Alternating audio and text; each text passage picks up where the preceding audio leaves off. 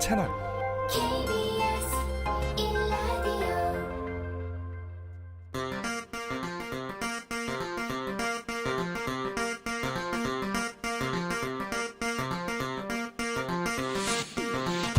주진우 라이브.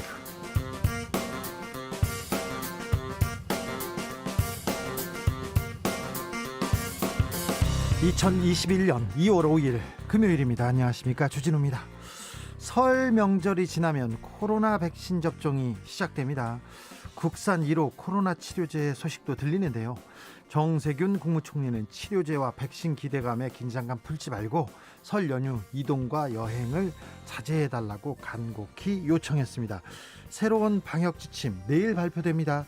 관련 내용 이재갑 교수와 정리해 보겠습니다. 세월호 7시간 재판에 개입하면서 사법을 농단한 임성근 부장판사가 국회로부터 탄핵당했습니다. 헌정사상 처음 일인데요. 이제 헌법재판소가 최종 판단을 앞두고 있습니다.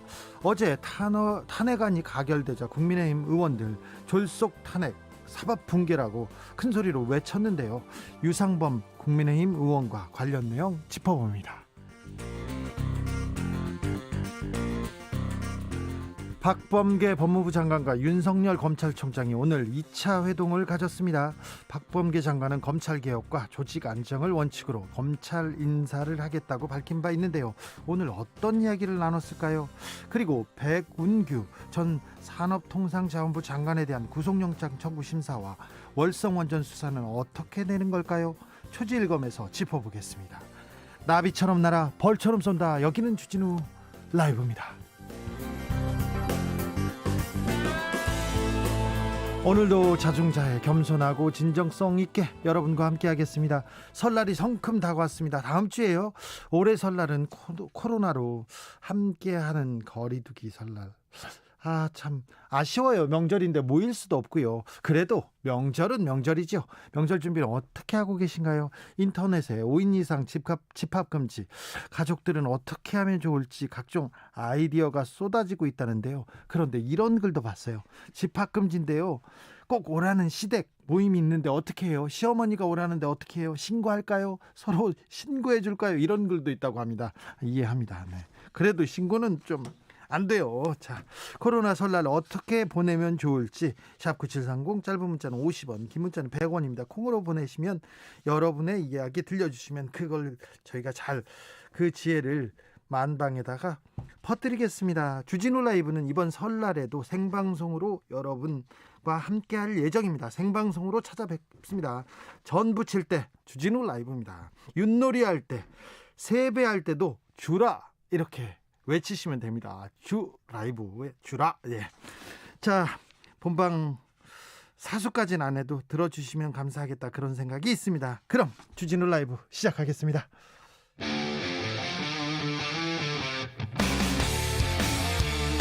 탐사보도 외길 인생 20년. 주 기자가 제일 싫어하는 것은?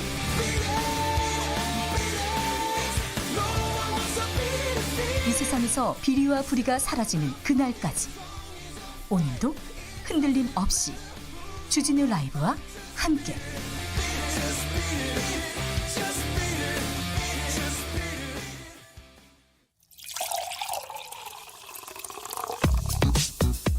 진짜 중요한 뉴스만 쭉 뽑아냈습니다. 주 라이브가 보는 오늘의 뉴스 주스. 정상근 기자, 어서 오세요. 네, 안녕하십니까. 0628님이 짜증나는 뉴스 너무 많아서요, 노래만 듣다가 이제 뉴스 들으러 왔어요. 골치 좀 안 아프게 좋은 뉴스 좀 부탁드립니다. 주진우 기자님 얘기하는데 정상근 기자하고 저하고 네. 계속 좋은 뉴스, 의미 있는 뉴스만 뽑으려고 지금 노력합니다. 그런데 죄송합니다. 네, 슬프고 아프고 막 그런 뉴스도 많습니다. 아무튼 제일 중요한 뉴스만 이렇게 뽑아서 여러분께 바치겠습니다. 첫 번째 뉴스부터 가볼까요? 네. 식품의약품안전처가 오늘 셀트리온의 코로나19 항체 치료제 럭키 노나주를 허가했습니다. 네. 식약처는 다만 임상 3상 시험 결과를 제출할 것을 조건으로 달았고요. 또 투여 대상은 고위험군 경증 환자 그리고 중증 환자에 한정했습니다. 고위험군이란 60대 이상이거나 심혈관계 질환, 만성호흡기 질환, 당뇨병, 고혈압 중 하나 이상을 가진 집단을 의미합니다. 자, 첫 코로나 치료제를 우리나라 기술로 지금 만들었다고 합니다. 자, 기대가 큽니다. 아스트라제네카 백신에 대한 중앙약사심사위원회 결과도 나왔습니까? 네, 중앙약사심사위원회는 식약처에 아스트라제네카 백신에 대한 허가 권고를 했습니다. 다만 자료가 충분치 않기 때문에 고령자 접종은 신중히 결정해야 하며 질병관리청의 예방접종 전문위원회에서 논의해야 한다라고 권고했습니다. 다만 이것은 백신의 안전성 문제 때문은 아니고 효용성에 관한 문제라고 덧붙였습니다. 아무튼 아스트라제네카 백신도 오고요. 레키로나주 치료제도 나오고 있습니다. 코로나19 확진자 상황 어떤가요? 네, 오늘 0시 기준 코로나19 신규 확진자는 모두 370명이 나왔습니다. 사흘 만에 다시 300명대로 내려왔는데요. 예. 누적 확진자는 8만 명을 넘겨서 8만 131명이 됐습니다. 최근에 의료기관, 직장 등 일상생활 곳곳에서 확진자가 이어지고 있는데 서울 동대문경찰서에서 경찰 3명이 확진되기도 했고요. 또 인천 중구의 관세 업무 회사 그리고 연수구의 무역회사에서도 10여 명의 집단 감염이 확인됐습니다. 아직은 좀 집단 감염 계속됩니다. 이진주님께서 시댁이 이미 6명이에요. 그런데 아직도 오지 말란 말씀을 안 하세요. 명절에 일하기 싫어서 그래서 그런 거 아니고요. 정말 코로나가 걱정이거든요. 이럴 때는 어떻게 하죠? 이번 명절에는 좀 모이는 걸 자제해달라고 국무총리가 이렇게 얘기하는데 국무총리 이름을 팔면 되지 않을까 이렇게 생각합니다. 8998님은 우리는 5명 가족인데요. 한 명 내보낼까요? 같이 거주하시는 분들은 괜찮죠? 네, 같이 거주하는 주소지가 같은 사람들은 괜찮습니다. 네, 주소지가 다른 사람들이 와가지고 5명이 넘으면 이거는 문제가 된다고 합니다. 네. 그렇죠. 아유, 걱정입니다. 명절인데 코로나인데 또 명절이고, 네, 걱정입니다. 국민의힘이 재보궐선거 본경선 진출자 확정 지었네요. 네, 서울시장 본 경선에는 나경원, 오세훈, 오신환, 조은희 예비 후보가 그리고 부산시장 본 경선에는 박민식, 박성훈, 박형준, 이현주 예비 후보가 각각 진출했습니다. 예. 국민의힘은 지난 3일부터 이틀간 예비 경선 여론조사를 진행했고요. 책임당원 투표 20%, 일반 시민 여론조사 80%를 반영해서 합산 결과를 도출했습니다. 이제 앞으로 최종 후보는 어떻게 선출합니까? 네, 최종 후보는 1대1 토론회 그리고 합동 토론회 등을 거쳐서 다음 달 4일 그 후보를 선출할 예정입니다. 응답자의 지지 정당을 묻지 않고 그냥 100% 여론조사로 치러질 예정입니다. 100% 여론조사로 다음 달 4일 최종 후보를 선출한다고 합니다. 제3지대 단일화 논의도 이어지고 있죠. 네, 안철수 국민의당 대표 그리고 금태섭 전 의원 간의 이른바 제3지대 단일화 협상도 시작이 됐습니다. 두 사람은 10년 만에 만나서 실무진 협상으로 구체적인 단일화 방식을 정하기로 했는데요. 장 외에서는 안철수 대표 측은 여론조사 방식을 강조하고 있고 금태섭 전 의원 측은 이 토론을 강조하고 있는 상황입니다. 예, 그 정치를 시작할 때 같이 시작했죠. 안철수 국민의당 대표하고 금태섭 전 의원 6년 만에 만나가지고 네. 안철수 대표는 여론조사 방식으로 하자, 금태섭 전 의원은 토론하자 이렇게 얘기합니다. 알겠어요. 네, 왜 그런지도 알겠고요. 자, 국민의힘 의원들 오늘 대법원 찾아갔다고요? 네, 사법농단 사건으로 국회에서 탄핵된 임성근 부장고법 부장판사 논란과 관련해서 국민의힘은 김명수 대법원장이 사표를 받지 않고 국회 탄핵 상황을 언급한 것이 정권과 결탁한 것이다라고 주장하고 있습니다. 이에 따라 비판의 수위를 높여가고 있는데요. 김종인 국민의힘 비상대책위원장은 오늘 국회에서 기자회견을 열고 정권과 결탁한 대법원장의 탄핵 거래에 대한 진상을 밝혀야 한다라고 말을 했고요. 네. 그리고 국민의힘의 김기현 의원 등은 탄핵 거래 진상조사단을 꾸리고 오늘 대법원을 항의 방문했었습니다. 탄핵 거래 진상조사단입니다. 거래라고 합니다. 그런데 항의 방문했다고 합니다. 임성근 판사의 사법연수원 동기들이 김명수 대법원장 탄핵을 요구하고 있습니까? 네, 사법연수원 17기 법조인 140여 명은 오늘 김명수 대법원장의 탄핵이 선행돼야 한다라는 내용의 성명서를 발표했습니다. 이미 무죄가 선고된 행위에 대해서 법여권 의원들이 탄핵을 한 것은 애국적 사명감에서 나온 것이 아니라 판사들을 겁박하며 사법부를 길들이기 위함이다라고 주장을 했습니다. 예, 17기 사법연수원 17기 동기가 누가 있나 이렇게 찾아봤더니요, 권성동 의원이 있고요, 오세훈 서울시장 후보가 있네요. 네. 그리고 이상인 이명박 특검보였습니다. 그리고 꼬리곰탕 특검 때 네. 그때 조사했던 분이 이상인 전 판사고요. 그다음에 누가 계신 정영식 판사도 17기였고요. 최재경 전 중수부장도, 홍만표 전 검사도 17기입니다. 이분들이 다 서명을 했는지는 알려지지는 않았으나 네, 뭐 유명한 분들이 많이 있네요. 오늘 뭐 다 조용합니다. 그런데 정의용 외교부 장관 후보자 인사청문회가 진행되고 있습니다. 지금 진행되고 있어요. 네, 진행 중입니다. 이 정의용 후보자 관련해서는 그동안 큰 쟁점이 눈에 띄지 않았었는데 이 북한 원전 건설 관련 문제와 이 코드 인사 문제가 주로 야당 의원들의 질의 주제가 되고 있습니다. 일단 청문회 시작부터 증인과 참고인 채택 여부를 두고 공방을 벌였었는데 야당은 이 증인, 참고인 8명을 요청했지만 민주당이 합의하지 않았다라면서 유감을 표했고요. 그리고 존 볼턴 미국의 전 국가안보 보좌관을 화상 참고인으로 채택하려고 했는데 그런데요. 이것도 민주당이 거부했다라면서 비판을 했었습니다. 그리고 청문회에서는 이 최근 논란이 되고 있는 이 산업자원부의 원전 추진 문건 관련해서 상부 지시 없이 가능하지 않은 일 아니냐 이런 야당의 질문이 쏟아졌는데요. 정의용 후보자는 본 적도 없고 그런 지시는 있을 수 없으며 원전 지원을 검토한 바도 없다라고 말했습니다. 예. 그리고 정의용 후보자는 국제 정세의 불확실성이 심화돼서 선제적이고 전략적인 외교가 필요하다며 한반도 평화 프로세스는 선택이 아니라 반드시 가야 하는 길이다라고 했고요. 새로 출범한 미국 행정부와 조율해서 비핵화 진전의 토대를 마련하는 데 외교력을 집중하겠다라고 밝혔습니다. 유명희 통상교섭본부장이 끝내 WTO 사무총장 후보직을 사퇴했습니다. 네, 유명희 통상교섭본부장이 차기 세계무역기구 사무총장 후보직을 사퇴한 것으로 전해졌습니다. 지난해 10월 28일 최종 투표를 했었는데 그 결과 이 나이지리아의 응고지 오콘조이 웨알라 후보보다 적은 지지를 받았었습니다. WTO는 그동안 관리에 따라서 응고지 후보를 만장일치로 합의 추대를 하려고 했는데 이 미국이 갑자기 유명희 본부장을 지지하면서 당시 추대안이 부결되는 등 복잡해졌던 상황이었습니다. 이제 좀 정리가 된 것 같습니다. 네. 보좌관 해고 의혹에 휩싸였던 류호정 정의당 의원 입장을 밝혔어요. 네, 류호정 의원은 이 수행비서 면직 논란과 관련해서 기자회견을 열고 전직 비서와 허위 사실을 최초로 SNS에 올려서 이 사태를 촉발한 당원 신모 씨를 정의당 당기위원회에 제소할 것이다라고 밝혔습니다.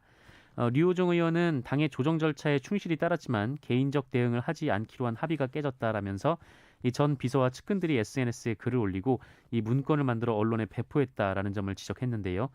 그러면서 분명히 말하지만 부당해고가 아니라면서 국회 보좌진은 근로기준법 그리고 국가공무원법의 적용 대상이 아니다라고 주장했습니다. 아울러 면직 사유도 입증할 수 있다라면서 운전 중 SNS 채팅, 잦은 지각 등 몇 가지 사례를 열거하기도 했는데요. 그러면서 오늘의 사태를 전 비서 혼자 끌어왔다고 생각하지 않는다라며 배우설을 제기하기도 했습니다. 류호정 의원이 해고 노동자 출신 청년 후보였잖아요. 네네. 그런데 이렇게 해고 논란에 휩싸였습니다. 국민의힘 보좌진들이 계속 류호정 의원 비판하는 성명을 이어가고 있습니다. 네, 오늘도 성명을 내서 그 류호정 의원에게 성찰과 사퇴를 요구했는데요. 사퇴를요? 네, 해고 노동자 출신인 류호정 의원이 해고 이유가 노동자에게 있다고 주장하는 것은 그가 쌓아온 전형적인 사칭 입장이라면서 심각한 자기 부정이라고 주장했습니다. 이들은 해고된 수행비서가 아이를 셋 키우는 엄마였다라는 점을 거론하면서 의원을 밀착 수행하느라 근무가 불규칙할 수밖에 없는 수행비서 업무는 아이 셋을 키우는 엄마에게 맡길 수 없는 성격의 일이다라고 주장했습니다. 국회의원 보좌관, 비서관, 수행비서 자주 바뀌어요. 네네. 자주 해고하고 그런 경우 많이 봤잖아요. 어떤 의원들은 자기 친인척들을 그냥 데려다가 월급만 주고 쓰고 있다가 그런 분들도 있었어요. 몇 해 전까지만 해도 많았는데 아무튼 류호정 의원한테 이런 문제가 큰 이슈가 되고 있는데 앞으로 국회의원들, 보좌관, 비서관, 비서에 대한 그 잦은 해고나 그 논란에 대해서도 조금 생각해보는 기회가 될 것으로 보입니다. 환자 기록을 빼내가지고 연락한 방사선사가 있습니다. 이 사건 논란이 되고 있습니다. 네, 전남 순천의 한 공공의료기관에서 근무하는 방사선사가 진료를 받은 여성에게 사귀자는 취지의 문자 메시지를 보내 논란이 되고 있습니다. 네. 지난달 말에 병원을 찾아서 흉부 엑스레이 촬영을 한 20대 여성에게 남성 방사선사가 엑스레이 촬영한 방사선사인데 차트에 적힌 번호를 보고 연락드린다라면서 남자친구 있냐라는 내용의 문자 메시지를 보냈다라는 겁니다. 지금 때가 어느 때인데요. 네, 그래서 이 환자 A 씨가 바로 병원 측에 항의했다고 하는데 네. 그런데 병원 관계자가 불안하면 전화번호를 바꾸라라면서 이 별일 아니라는 식의 성의 없는 태도를 보였다라고 주장했습니다. 지금 시대가 어느 시대인데 지금 병원 관계자는 무슨 이게 아이고 참. 네, 그래서 A 씨는 언론과 인터뷰에서 이 병원 관계자가 이런 일이 흔하고 또 귀엽게 봐달라는 듯이 말하는 태도가 불쾌했다라면서 방사선사가 개인 정보에 접근했으니 마음만 먹으면 집으로 찾아올 수 있는 건 아니냐라고 이 불안을 호소하기도 이거 했습니다. 큰 문제입니다. 사생활 침해고요. 네, 그렇습니다. 현행법상 환자 동의 없이 개인 정보를 다른 목적으로 쓰면 개인정보보호법 위반 그리고 의료법 위반으로 법적 처벌을 받을 수 있습니다. 병원에서 병원 기록을 가지고 이렇게 저 연락을 했지 않습니까? 이거 감옥 갈 수도 있습니다. 네, 뭐 옛날에는 뭐 마음에 들어서 전화했어요. 경찰이 그런 경우도 있었잖아요. 네, 맞습니다. 그게 큰 문제가 됩니다. 옛날에는 지나갈 수도 있고 아이고 뭐 낭만적이지도 않고요. 네, 네. 여성이 원하지도 않습니다. 이 문제 감옥 갈 수도 있습니다. 이거 큰 아직 병원 관계자 그리고 이 방사선사가 몰라도 너무 모릅니다. 이거 범죄 행위입니다. 범죄 행위. 연락처는 직접 물어보는 걸로 네. 해야 됩니다. 직접 물어봐도 여성분이 좀 무서워하거나 두려워하거나 거부하면 안 됩니다. 안 됩니다. 만취한 승객이 있어요. 승객이 택시 탔습니다. 근데 택시기사와 어떤 관계를 맺었어요. 재판까지 갔습니다. 결국 네. 실형 선고받았습니다. 네, 만취한 20대 여성 승객을 모텔로 데려가 성폭행한 60대 남성 택시기사가 항소심에서도 실형을 선고받았습니다. 중간간 혐의로 기소된 67살 A씨는 원심과 같은 징역 4년을 선고받았고요. 67살 택시기사가 만취한 20대 여성과 관계를 가졌군요. 네, 지난해 2월 밤 11시쯤 대전 중구에서 손님으로 태운 22살 여성이 술에 만취한 것을 보고 모텔로 데려가 22살 여성입니다. 네네, 성폭행한 혐의로 기소가 됐었습니다. 지인들과 술을 마시던 중 이 여성은 기억을 잃을 정도로 만취했고 다음날 아침 모텔에서 눈을 뜰 때까지도 피해 사실을 알지 못했는데 이후 상황을 파악한 다음에 경찰에 신고를 했습니다. A씨는 수사기관과 재판 과정에서 이 B씨가 당시 만취하거나 잠들지 않았고 먼저 성관계를 제안했다 이렇게 주장했지만 재판부는 받아들이지 않았습니다.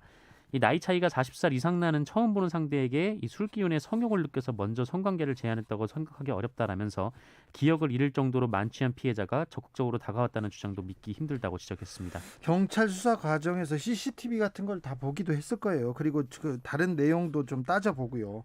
근데 67세 택시기사가 억울하다고 주장하고 있을지는 모르겠지만 이런 부분도 이제는 받아들일 수가 없습니다. 네. 22살짜리 여성이 뭐 첫눈에 반해서 택시기사님한테 사랑을 느끼지 말라는 법은 없어요. 그런데 이걸 증명해내기 굉장히 어렵다는 거. 증명해내기 어렵습니다. 네. 1053님께서 삼권 분립은 서로 모른 척 하라는 얘기가 아니고요. 서로 견제하라는 취재 아닌가요? 개인적으로 판사 탄핵은 정당한 행위라고 봅니다. 이런 의견 주셨고요. 9763님은 4명만 모일 수 있으니 집안에 4명만 되도록 차 안에서 대기하면서 번갈아가며 세배를 드릴까 고민 중입니다. 굉장히 깊이 고민인데 웬만하면 모이지 말라는 취지니까 이런 고민하지 마시고 이번 설은 조금 거리두기 하시는 게 어떤지 생각해 봅니다. 이번 설은 비대면으로 그리고 전화하고 영상통화하고 용돈 많이 보내주고 그리고 선물 드리고 그랬으면 합니다. 3379님 친정 아버님께서 각 집마다 대표 한 명씩만 시간대를 다르게 해서 세뱃돈만 받아 가시라고 하네요. 자식은 6명 손자까지 하면 총 25명인데요. 웃기죠. 이거 좀 어렵습니다. 이것도 복잡하고 삼각함수까지 나올 것 같아요. 이거 인수분해도 나오고 그러지 말고 이번에는 좀 거리두기 하심이 어떤지 생각해 봅니다. 세뱃돈은 받아야 되는데 자 주진우 라이브 들으면서 주라 이렇게 하면서 어떻게 좀 다르게 받는 방법을 좀 해보십시오. 0688님이 시부모님 말씀 일단 걸으세요. 국민한테 욕먹는 것보다 그냥 이번 한 번만 시부모님께 욕먹는 게 나을 거려 이렇게 했는데 아니요 모였다가 코로나 걸리면 시부모님한테 큰 불효를 이렇게 저지르는 겁니다. 풀꽃님께서는 드라이브스루 세배 이렇게 하는데 정상근 기자 드라이브스루 세배는 어떻게 생각합니까? 저는 운전자라 못할 것 같습니다. 그래요? 네. 정상근 기자는 여기서 보내는 걸로 하겠습니다. 주스 정상근 기자 함께했습니다. 감사합니다. 고맙습니다. 교통정보센터 다녀올까요? 김민희 씨. 금요일인 만큼 낮 시간 교통량이 많았습니다. 이른 퇴근 교통량까지 더해지면서 이미 정체 곳곳으로 길게 이어지고 있는데요. 서해안고속도로 서울 방면으로는 서평택 분기점에서 화성휴게소까지 14km 구간, 또 비봉에서 용담터널 사이와 다시 일찍에서 금천까지 속도 줄여 지납니다. 영동고속도로 강릉 쪽으로 신갈분기점 진출램프 2차로에서는 사고 처리 작업을 하고 있고요. 평택 시흥고속도로 시흥 쪽으로 송산마도 부근에서도 사고가 났습니다. 뒤로 조암나들목부터 18km 구간에서 정체 심합니다. 서울시내 올림픽대로 공항 쪽으로 청담대교 부근 1차로에서도 사고가 나면서 부근으로 서행하고요. 이후 가양대교 부근 3차로에서는 고장난 차를 처리하고 있어서 뒤로 노량진 수산시장부터 정체 심합니다. 그 밖에 강남순환로 성산 쪽으로 관악터널 안 1차로에서도 고장난 차를 처리하고 있습니다. KBS 교통정보센터였습니다. 주진우 라이브.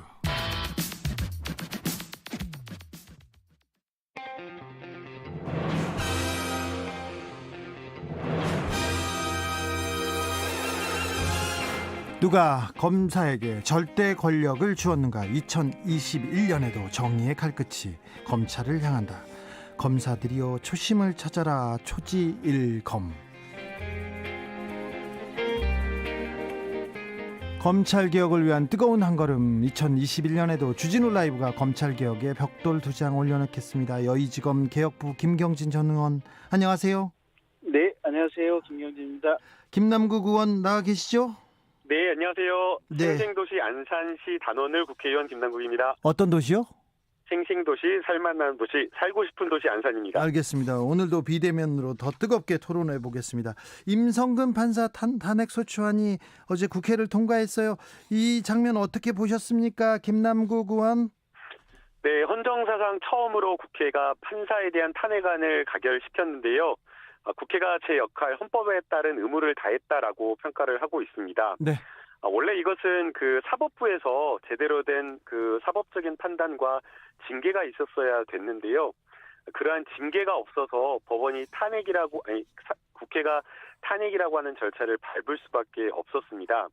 이제 탄핵 사유는 많은 분들이 잘 아시다시피 이 재판부 개입이라고 하는 정말 있을 수 없는 사법부의 재판의 독립을 침해한 사건이 있었기 때문에 이러한 그 사법부의 재판 개입이라고 하는 판단을 받아들여서 이 정치적으로 저희가 문제가 있다라고 해서 국회 차원에서 이 탄핵안을 가결을 했고요. 네. 이것은 국회가 정말 제대로 된 헌법을 지키고 그리고 또 사법부의 독립을 지키기 위한 최소한의 책무를 다했다라고 이렇게 평가를 하고 있습니다. 김경진 의원님. 예, 국회에서 탄핵 의결을 한 것은 적정한 것 같고요. 네. 그래서 이제 뭐 이렇게 그 전에 이제 법관 대표자 회의에서도 이건 이제 위헌적인 행위고 탄핵의 필요성이 있다라고 이제 사법부 내부에서도 이제 어느 정도 의견이 모아진 사건이니까 탄핵을 하는 것은 타당한데 문제는 왜 이렇게 늦게 했냐 이런 비판은 좀 가능할 것 그렇죠. 같아요. 맞습니다. 2018년도에 했었어야 되는데 지금 2년이 훌쩍 지나서 지금 한 거 아니에요. 예, 그렇습니다. 그러다 보니까 한간에서는 이게 최근에 정경심 교수라든지 최강욱 대표에 대해서 유죄 판결을 하니까 민주당이 판사들 길들이기 위해서 뒤늦게 묵혀뒀던 탄핵 사건을 지금 꺼내서 하는 것이 아니냐 이런 얘기를 할 빌미를 하나 줬다고 하는 문제점이 하나 있는 것 같고요. 예. 두 번째는 그때 이제 이 사법부 적폐 수사를 하면서 이제 많은 법관들이 이와 비슷한 유형으로 지금 기소가 됐었던 거 아니에요? 예, 보면. 그렇습니다. 재판에서 계속 무죄가 나오고 있고요. 근데 이제 무죄하고 상관없이 그 무죄 판결의 판결문을 보면 이 행위가 이 형법상의 직권남용이라든지 이 범죄에 해당하지 않는다는 것이지 위헌적 행위라는 것은 확인을 해준 거 아니에요? 그렇습니다. 그게 이번 이제 탄핵에 어떻게 보면 근거도 됐고 그렇다고 한다면 다른 법관들은 왜 탄핵을 하지 않는 것인지 네. 그 부분도 마찬가지로 형평성 논란이 지금 될 거 아니에요 보면 그래서 이게 그 탄핵의 시점 그다음에 어떤 형평성 논란 이런 부분들은 조금 좀 아쉬운 대목들이 상당히 있다 그렇게 저는 보고 있습니다. 자, 이번 판사 탄핵 소추 의미도 있는데 왜 이렇게 늦게 했느냐? 그리고 또 하려면 또 제대로 하지 왜 이분만 임성근 판사만 탄핵했느냐 이렇게 지적합니다. 김경진 의원이. 김남국 의원은 어떻게 생각하세요? 네, 저도 김경진 의원님 말씀에 일부 공감을 합니다.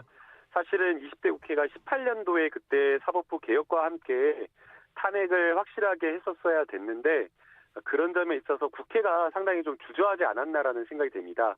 아마도 이제 그 정치적인 어떤 상황도 이유가 있었을 거로 생각이 되고요.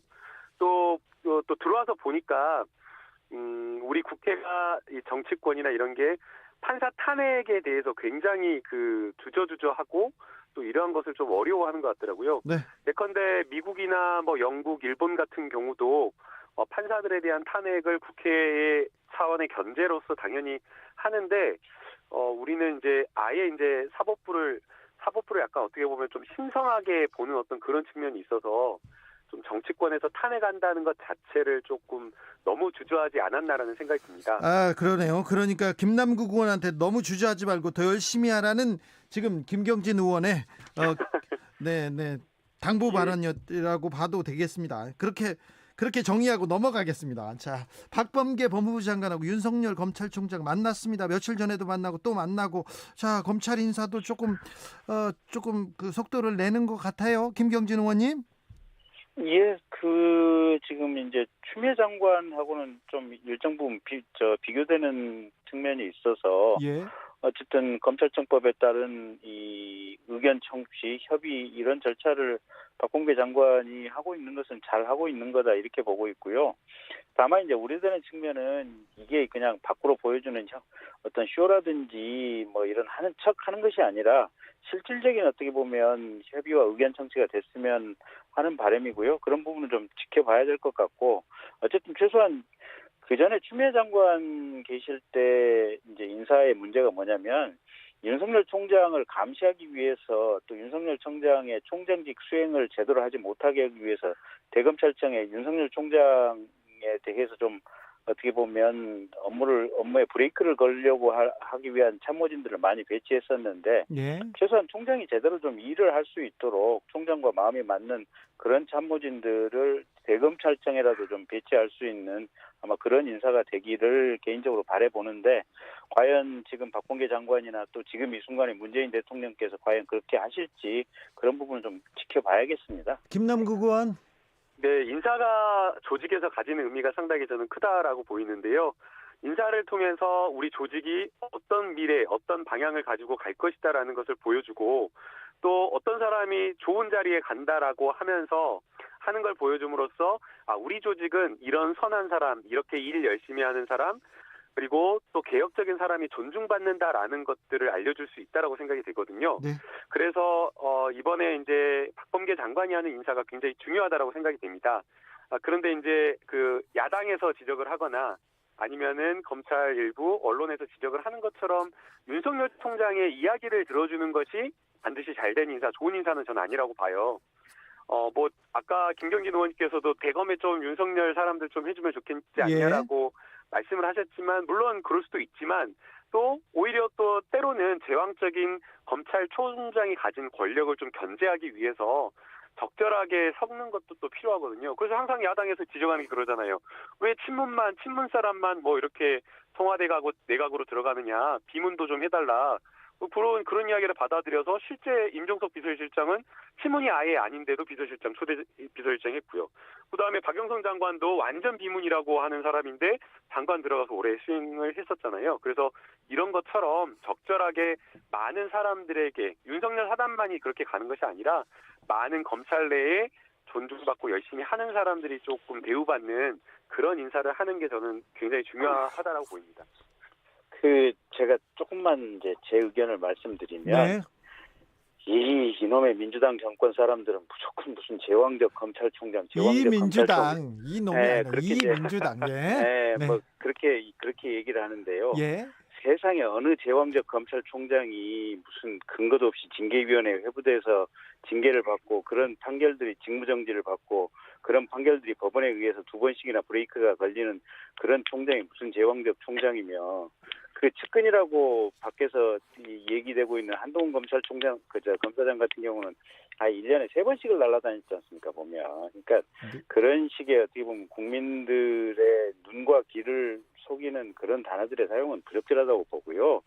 또 물론 이제 당연히 일 잘하는 사람들을 발탁을 해서 주요한 보직에 맡기는 것은 인사의 기본 원칙이고 예. 검찰 인사도 그렇게 돼야 되는데 일은 못하지만 현재의 문재인 정권에 맹목적으로 충성하는 검사들을 뽑아서 이 주요한 자리에 맡기는 그런 인사가 돼서는 안 되는데 실은 이번 정권 들어와서 검찰 인사의 일정 부분은 능력도 없으면서 정권에 대해서 맹목적으로 충성의 어떤 표시를 하는 검사들을 뽑아서 주요 보직에 맡기는 것이 아닌가 그런 의구심들이 있기 때문에 지금 이제 박범계 장관 새로 오시고 이래서 저로서는 이제 새로운 희망을 걸어보긴 하지만 어쨌든 눈 부릅뜨고 이 상황들을 좀 지켜볼 생각입니다. 다음 이슈로 제가 넘어가겠습니다. 짧게 하나만 더 말씀드리면요. 한마디만 해야 됩니다. 예, 짧게 한마디만 더 말씀드리면 그야말로 이제 야당 인사들에 대한 수사는 제대로 안 해요.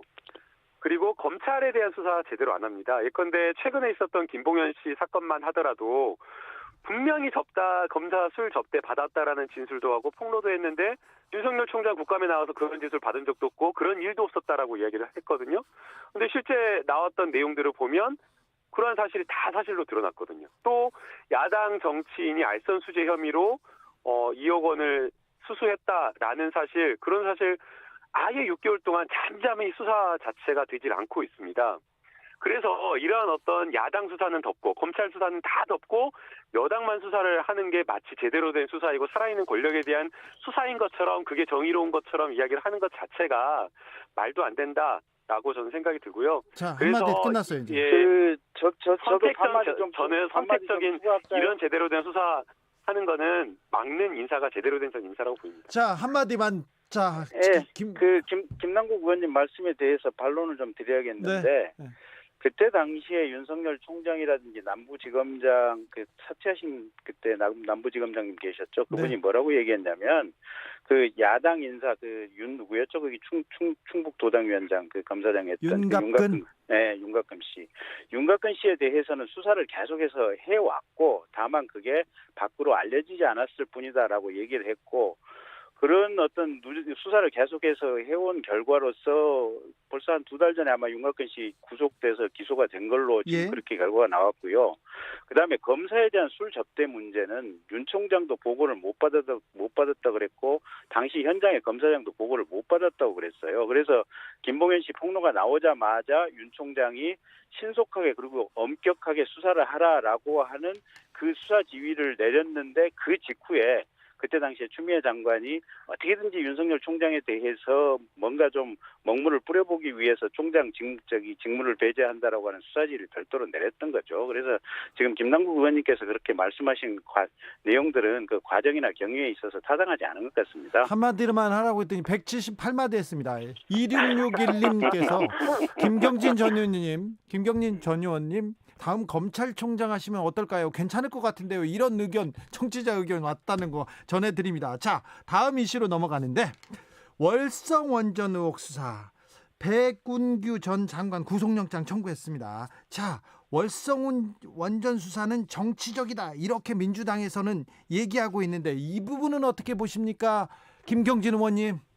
아니, 대통령께서 10년 기자회견에서 그렇게 얘기를 하셨잖아요. 그 월성 원전에 대한 감사원 감사는 감사원이 적정하게 해야 될 일을 한 것이다라고 얘기를 해서 그때 대통령님의 그 얘기를 듣고 나서 국민들의 마음이 그랬던 거예요. 그전에는 대통령님도 이 민주당과 같이 이 비정상적인 사고를 하는구나라고 생각을 했다가 그때 비로소 대통령님은 최소한 정상적인 판단과 사고를 하는 것이구나라고 생각을 했었는데 대통령님으로 바뀌었어요. 네. 근데 이번에 또 민주당이 이런 식의 얘기를 한다면 사실은 좀 이 보편적인 상식에 벗어나는 거고요. 누차 얘기 드렸지만 월성 원전과 관련된 조기 폐쇄의 어떤 자료 삭제, 그다음에 허위 경제성 평가 이 두 가지 부분에 한정해서 수사를 하는 것이고 그 수사를 하게 된 것은 감사원에서 감사 결과가 밝혀졌기 때문에 한 거고 그 감사원의 감사는 국회에서 감사원에다 감사 요청을 했기 때문에 감사원에서 감사를 했던 그런 논리적인 흐름 속에 있는 거고요.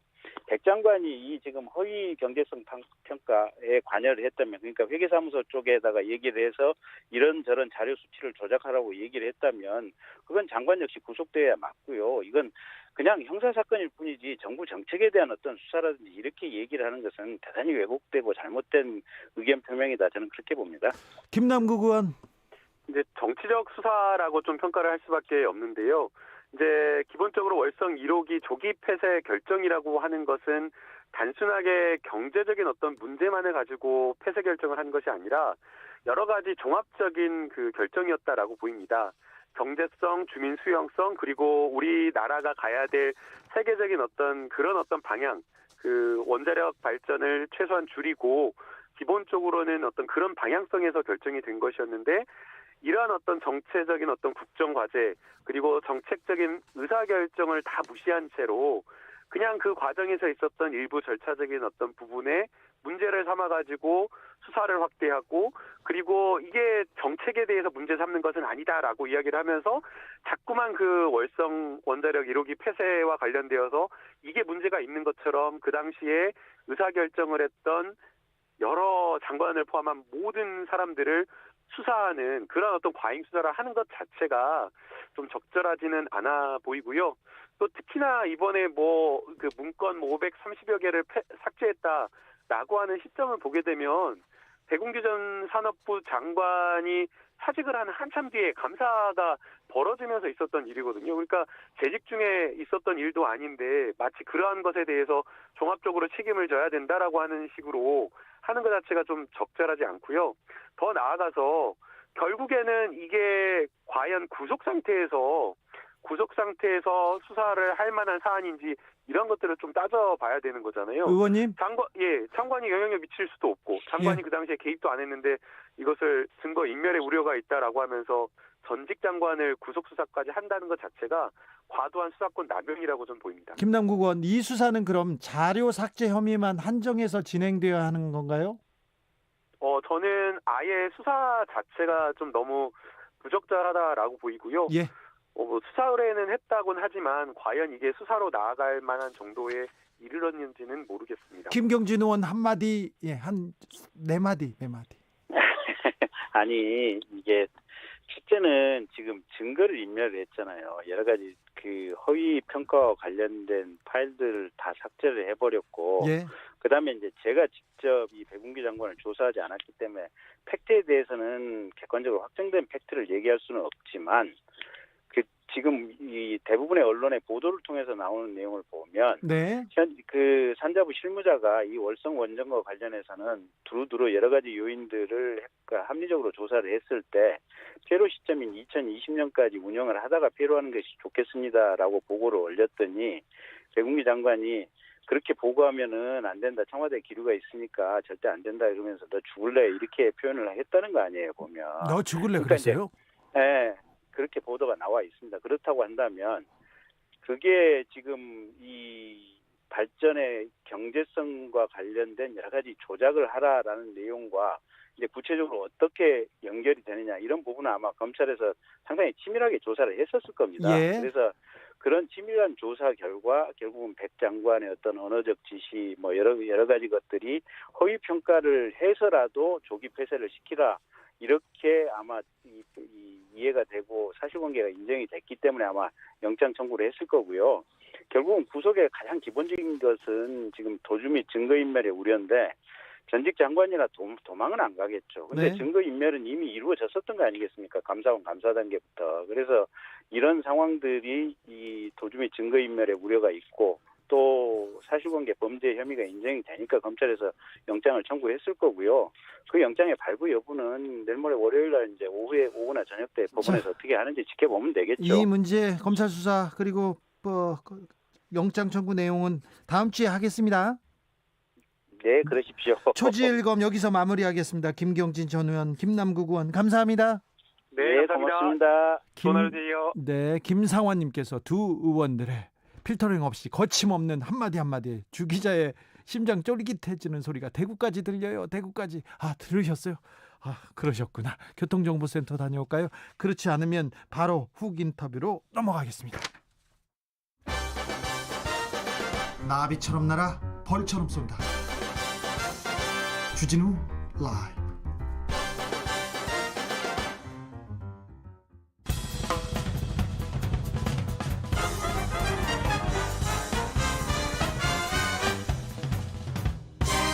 훅 인터뷰. 모두를 위한 모두를 향한 모두의 궁금증 훅 인터뷰.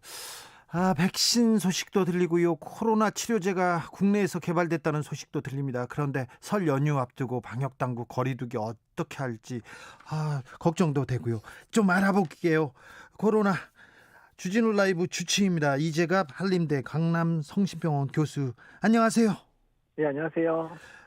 사흘 만에 300명대로 확진자가 좀 내려가긴 했습니다. 그런데 현재 이 상황 어떻게 봐야 됩니까? 어떻게 보고 계십니까, 교수님? 일단은 지금 이제 3차 유행 자체가 1000명대까지 나왔었는데, 네. 1000명대로 떨어지기는 했는데요. 보시면 알겠지만, 집단 발병 사례가 좀 많이 발생하면 400에서 500명까지도 올라갔다가, 네. 좀 떨어지면 300명이 떨어지기 때문에, 아직까지 지역사회 감염 자체는 안정됐다고 보기에는 좀 많이 이르고요. 네. 그리고 매번 말씀드리지만 10월 달에 300명이었으면 엄청 놀랐을 숫자잖아요. 그렇죠. 네, 우리의 심리가 이미 300명대에도 이미 안심하고 있는, 그만큼 우리의 심리적 상태가 이완됐다는 것을 반영하는 부분이기도 합니다. 1000명대 갔다 왔으니까요. 예. 근데 300~400명도 굉장히 많은 건데요. 그죠? 예, 사실 300~400명대란 얘기는 저희가 기억하시겠지만 11월 말에 300명 넘어가기 시작했는데, 네. 12월에 1000명까지 한 달도 안 걸렸거든요. 예. 그렇기 때문에 언제든 이제 우리가 느슨해지면 유행이 악화될 수도 있다고 생각을 하고 이제 마음의 준비를 해야 되고요. 그렇기 때문에 지금 오히려 저희가 지금의 상황을 더 안정되게 하기 위해서 노력을 더 해야 되는 시기라고 보시면 될 것 같습니다. 교수님도 계속 4차 유행은 반드시 온다 이렇게 얘기했어요. 그런데 언론에서 3월이나 4월에 4차 유행이 발생할 수 있다는 우려 나오고 있습니다. 어떻게 보시는지요? 예, 이제 가천대 길병원의 이제 정재훈 교수님이 수학적 모델링 통해서 얘기한 부분이기는 한데요. 네. 그러니까 우리나라가 3차 유행까지 보면 유행이 오면 올수록 그 기간이 짧아지고 있고, 예. 또 강도는 더 심해져서 확진자가 늘어나는 패턴들로 오고 있는데, 우리나라만 그런 게 아니라 유럽이랑 미국 다 그 패턴들을 밟고 있거든요. 네. 그래서 만약에 우리가 지금 상황을 안정시키지 못하면 정말 얼마 지나지 않아서 지금 우리가 겪었던 3차보다 더 큰 유행을 맞을 수도 있기 때문에 어쩌면 지금이 그런 상황을 막을 수 있는 이제 절호의 기회가 될 수도 있는 거거든요. 네. 그래서 그 부분, 지금 그런 부분들을 고려해서 조금 더 고생스럽지만 조금 더 사회적 거리두기를 더 강화된 상태에서 유지하는 것이 필요하다고 생각이 듭니다. 파고 4차는 또 파고가 높아질 거라고 했는데 4차 유행 때는 몇 명 예상하십니까? 몇 명 예측하시는지? 그러니까 정재훈 교수님 모델링 따르면 2,000에서 3,000명 정도까지 확진자 나올 수 있다고 생각을 하고 있고요. 네. 지금 정부 차원에서도 어떻든 간에 우리가 3차 유행 때 큰 고생을 했었기 때문에 적어도 2,000명 정도의 확진자가 나오는 상황도 버틸 수 있게끔 이제 준비를 하고 있다고 생각하시면 됩니다. 2,000명, 3,000명이요? 네. 2,000명을 대비하고 있다. 네. 전파력이 센 변이 바이러스 계속 얘기가 나오는데 네. 이 부분도 변수가 될까요? 예, 변수가 될 수 있는데요. 그나마 이제 우리나라는 입국자 관리를 철저히 하는 국가이기도 하고, 어떤 자가격리 또는 시설격리를 통해서 철저히 막고 있으니까 빠르게 확산되고 있지는 않은 경우거든요. 예. 근데 유럽이나 미국 같은 경우는 거기도 자가격리를 시키기도 하지만 그런 부분이 느슨하다 보니까 이미 지역사회 내에서 꽤 많이 이제 확산이 되고 있는 상황들이어서요. 네. 일단 그런 거 자체가 영국도 그렇고 이 3차 유행이 거세졌던 이유 중에 하나는 변이 바이러스 때문이라는 보고들이 많이 있기 때문에 우리 입장에서는 얼마나 이걸 지연시킬 건가가 첫 번째 숙제고요. 두 번째는 언젠가는 확산될 거기 때문에 그에 합당한, 그러니까 전파력이 강한 부분에 대해서 우리가 어떻게 대응할 건가에 대한 준비도 해야 된다는 겁니다. 네. 얼마 전에 정부에서 조사해 봤더니 우리나라 항체 보유 비율이 굉장히 낮은 수준이다. 이렇게 나왔습니다. 예. 좋은 소식인가요? 이거 걱정인가요? 둘 다일 수도 있죠. 그만큼 우리가 방역을 잘해가지고 잘 막았다는 반증에 해당되기도 하지만, 그리고요. 거꾸로 말하면 네. 유행이 커지게 되면 엄청 크게 올 수도 있다라는 걸 또 얘기하는 부분이기 때문에. 그렇죠. 그리고, 무섭기도 합니다. 예, 그래서 이제 두 가지를 다 잘해야 되는 시점이 된 거예요. 일단 집단 면역은 백신으로 달성을 해야 되고요. 예. 일단 집단 면역 달성하기까지는 사회적 거리두기를 잘해서 한 번에 더 큰 유행이 오지 않게 하는 거, 이 두 가지 토끼를 다 잡아야 되는 2021년이 될 겁니다. 네. 내일 거리두기 방역 지침이 다시 발표된다는데요. 네. 어떻게 됩니까, 교수님? 아직 뭐 결정은 안 된 것 같고 계속 여기저기 의견을 듣고 있고요. 특히 자영업자, 소상공인분들의 고통이 심하니까 그분들을 어떻게 좀 도울까라는 측면으로 이제 접근이 되고 있기는 합니다. 네. 근데 어떤 전반적인 그런 기본적인 조건들은 이제 완화가 되지는 않을 거예요. 다만 자영업자분들이 영업을 좀 더 할 수 있는 그런 방안으로 결정되지 않을까 그 정도만 예상하고 있습니다. 다음 주가 설인데요. 네. 우리들은 설을 어떻게 보내야 됩니까? 코로나 시대의 설은 어떻게 우리가 좀 현명하게 대처해야 됩니까? 우리가 추석 때도 뭐 불효자는 옵니다. 뭐 이런 단어까지 나왔었잖아요. 이번 그 추석 때는 예. 추석 때만 참아달라고 이번만 참아주세요 그랬는데 또 또 설이 왔습니다. 그때 저는 이제 추석 때만 설까지도 조심하면서 얘기를 했었는데 그러셨어요? 일단은 이제 추석 때 못 갔던 것 때문에 더 좀 마음이 안타까우신 분들이 많으신 것 같은데요. 네. 근데 추석 전에 확진자 100명도 안 나왔을 때였거든요. 그렇죠. 근데 지금 300명 넘는 300에서 500명 나오고 있기 때문에 굉장히 위험하죠. 네. 훨씬 더 엄중한 상황을 생각하시면 되고요.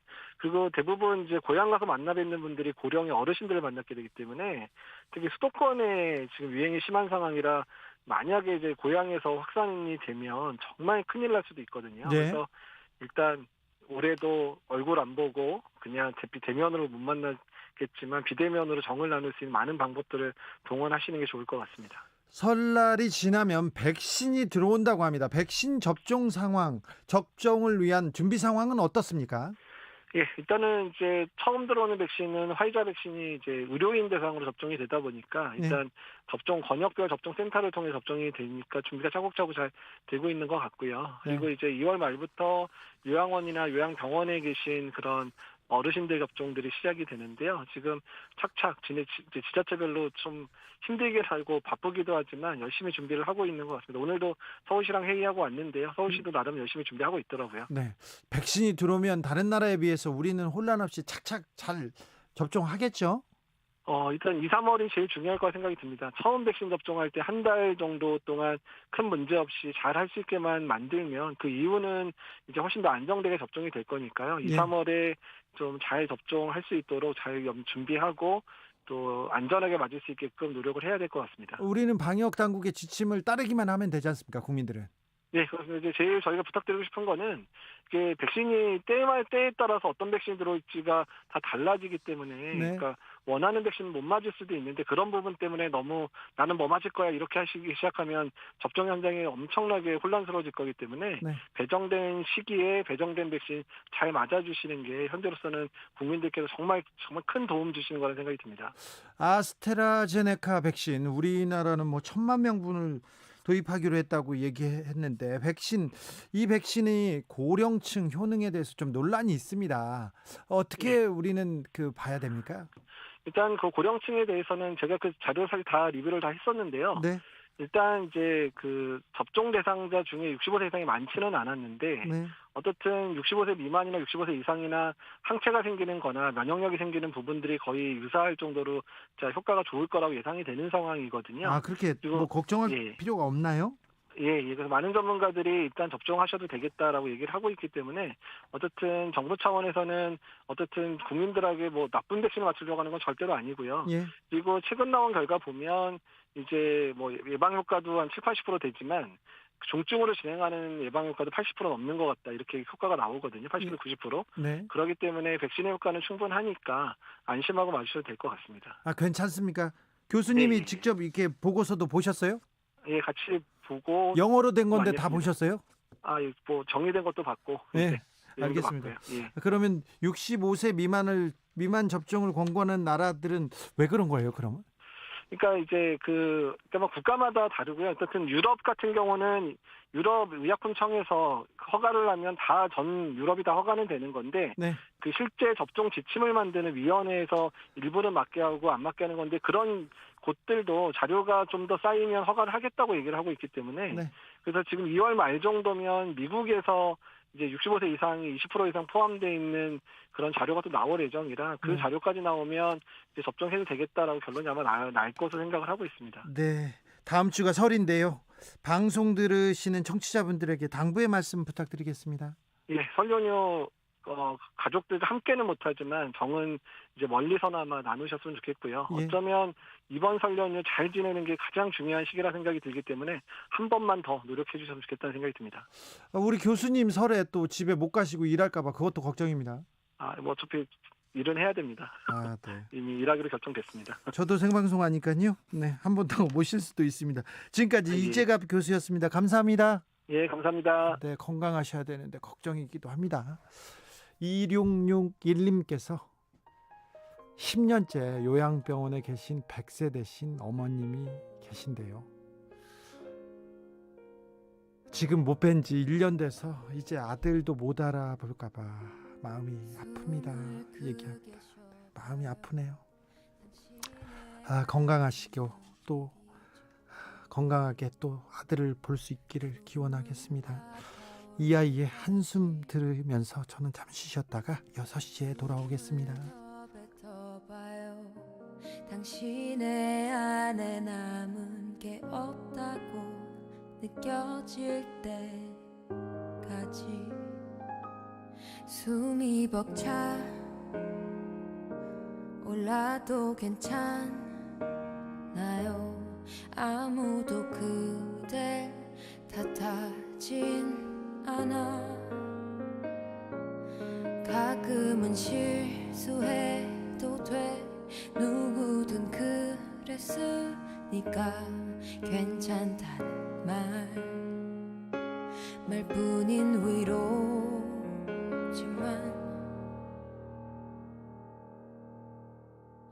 누군가의 한숨 그 무거운 숨을 내가 어떻게 헤아릴 수가 있을까요? 당신의 한숨 그 깊이일 순 없겠지만 괜찮아요.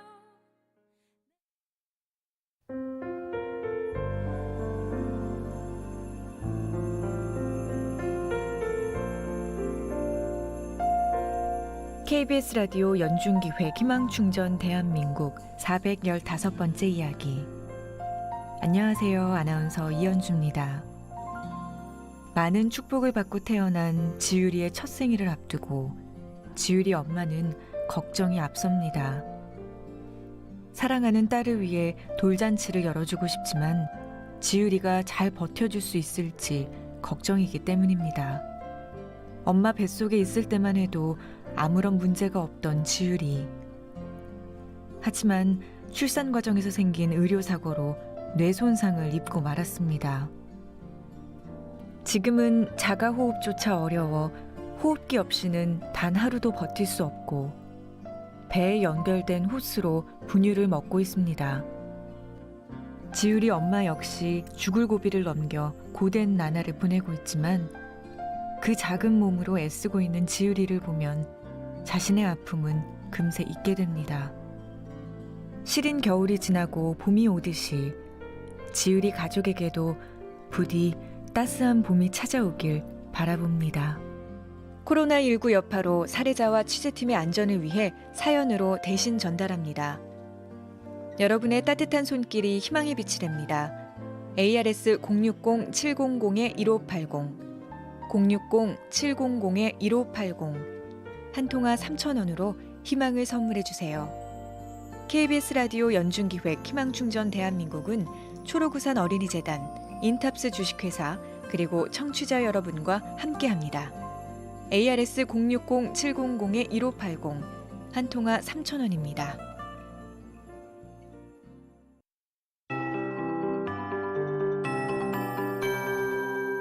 KBS 58분 날씨.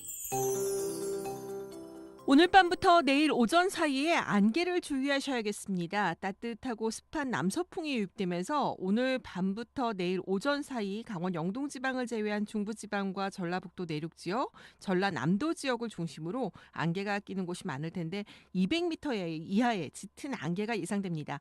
이 안개가 거치더라도 옅은 안개나 먼지 안개 형태로 남을 것으로 보여서 내일은 대기 상황 시정이 썩 좋진 않을 것으로 보입니다. 아울러 대기 상황도 좋지 않은 편인데요. 내일 수도권 지역과 충청남도 지역은 종일 나쁨 단계가 예상되고 밤이 되면 수도권의 경우 매우 나쁨 단계까지 농도가 치솟을 가능성이 높습니다. 호남권에서도 오후 들어서 나쁨 단계로 농도가 다소 오른다는 점 염두에 두시는 것이 좋겠습니다. 오늘 밤 일부 비 예보가 있는데요. 제주도 지방입니다. 그리고 전라남도 남해안 지역은 빗방울이 조금 떨어질 것으로 보이고 내일 새벽부터 아침 사이는 경기 동부와 강원 영서 지역, 충청북도 북부 지역에 빗방울이 떨어지고 밤이 되면 약한 기압골이 다가와서 강원 영서 지역과 충청북도 북부 지역 다시 한번 약하게 비가 내리겠습니다. 내일들은 기온이 오늘보다 다소 높겠습니다. 아침 최저기온은 영하 4도에서 영상 5도, 낮 최고기온은 8도에서 16도의 분포로 낮은 포근하겠습니다.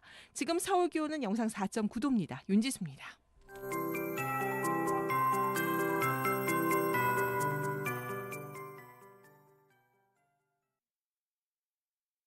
정성을 다하는 국민의 방송 KBS가 6시를 알려드립니다. AM 711kHz, FM 97.3MHz, KBS 1라디오입니다. HLKA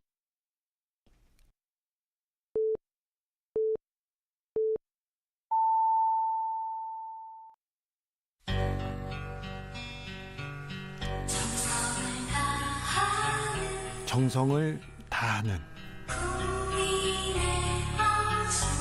국민의 방송 KBS 주진우 라이브. 그냥 그렇다고요.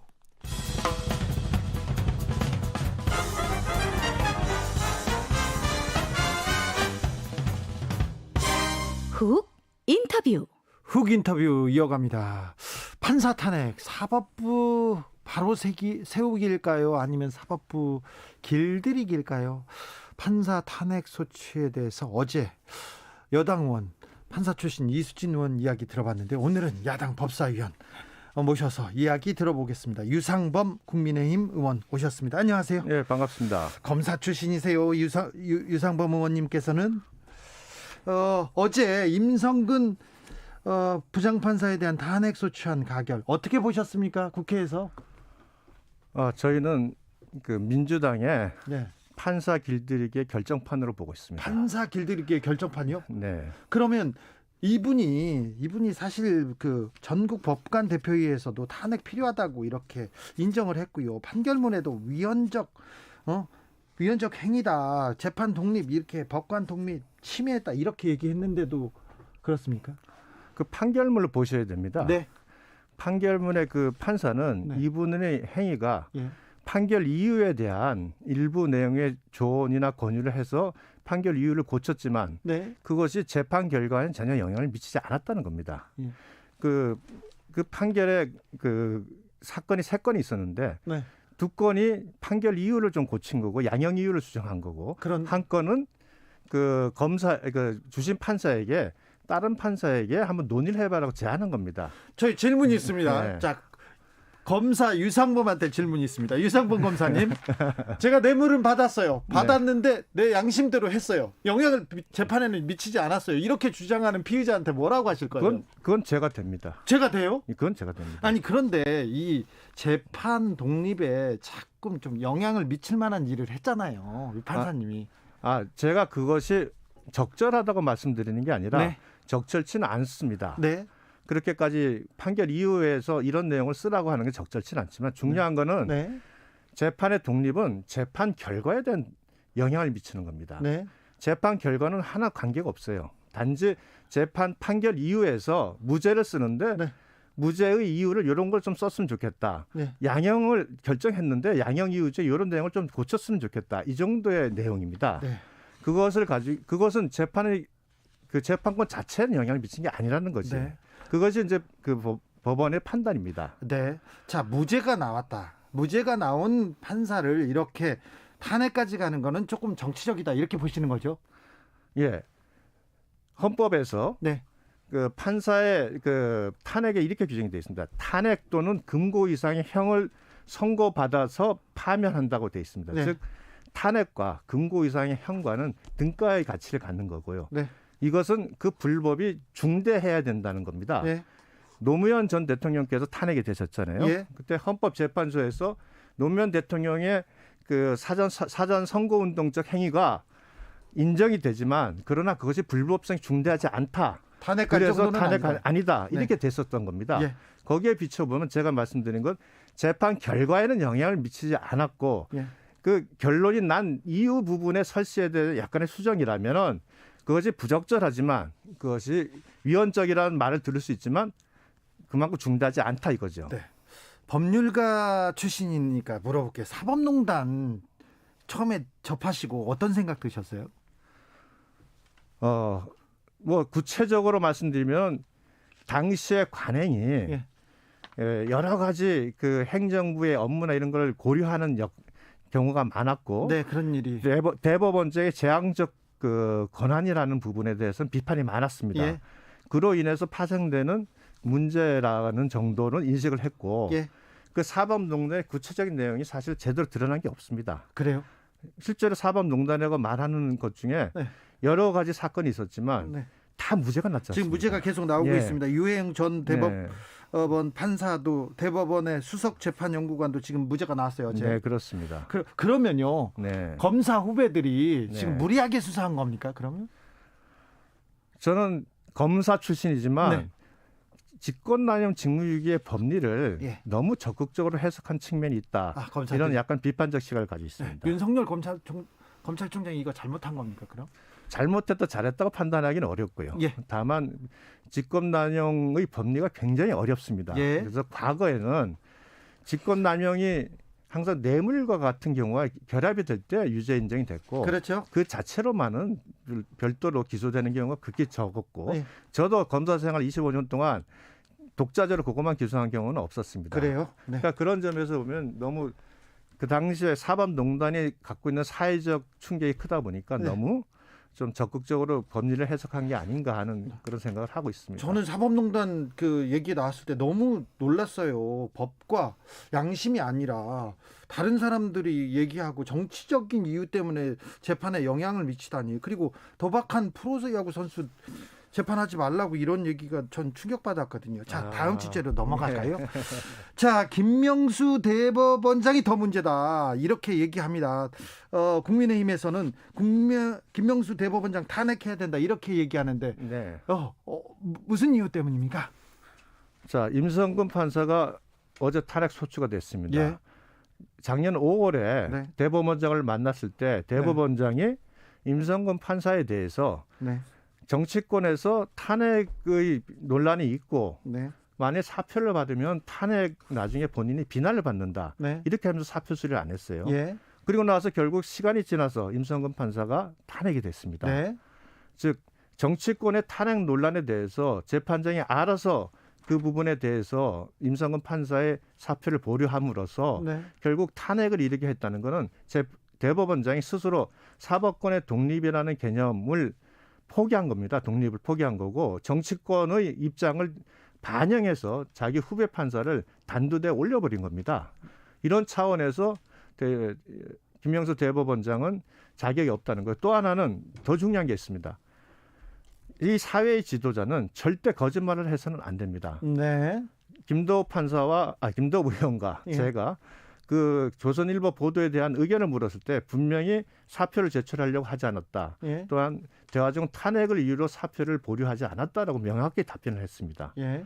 그리고 나서 그 답변이 나오고 나서 저희 그 임성근 판사가 녹취록을 공개했죠. 예. 그냥 녹취록 공개하기 전까지는 녹취록 공개하기 전까지는 그렇게 답을 했어요. 예. 즉 진실이 드러나기 전까지는 거짓말했다는 겁니다. 닉슨 게이트가 발생한 이유, 빌 클린턴이 위증죄로 기소된 이유, 엘 고어가 대통령에서 부시한테 떨어진 이유, 그게 다 세 가지가 뭔지 아십니까? 거짓말입니다. 네. 이렇다면은 적어도 가장 중요한 부분에서 거짓말을 한 대법원장은 절대 사퇴를 해야 되고 자격이 없고 좀 더 저희가 좀 자료를 모으겠습니다만 반드시 탄핵이 될 수 있는 충분한 사유가 된다고 봅니다. 김명수 대법원장은 불분명한 기억 때문에 기억에 의존해서 답변했다. 그렇게 사과를 했지만 이건 분명히 거짓말이라고 국민의힘에서는 보고 있고요. 네, 그렇습니다. 근데 사적 대화 이게 어찌 보면 이 임성근 부장판사에 대해서 뭐 판결을 내릴 수 있는 위치에 있는 대법원장이 둘이 만난 것도 좀 만남 자체가 부적절하기도 했고, 또 거기 가서 또 사적 대화를 녹취를 해가지고 공개했다, 이 부분에 대해서도 국민들은 좀 충격적이었어요. 판사들은 만나면 이렇게 녹취하나 이런 얘기도 있고요. 그거는 이렇게 보셔야 됩니다. 네. 대법원장이 절대적 인사권을 가지고 있습니다. 예. 대법원장의 사표를 수리해달라고 요청하는 사람은 약자입니다. 네.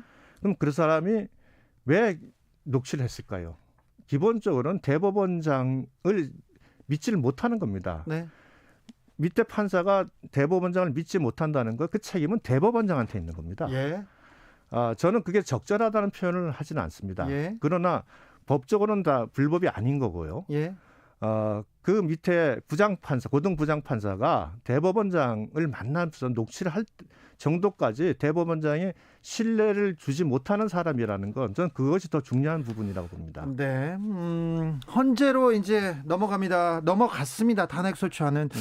탄핵 사유가 되지 않는다고 결정할 것으로 보는 그 법조인들이 많은데 결과를 어떻게 예상하십니까? 저는 헌법재판소가 네. 최근에 그 공수처법 위헌 그 판결을 하는 그 행태로 봐서 네. 이 사건은 2월 28일이 지나서 네. 이제 임성근 부장판사가 판사의 자격을 상실하지 않습니까? 예.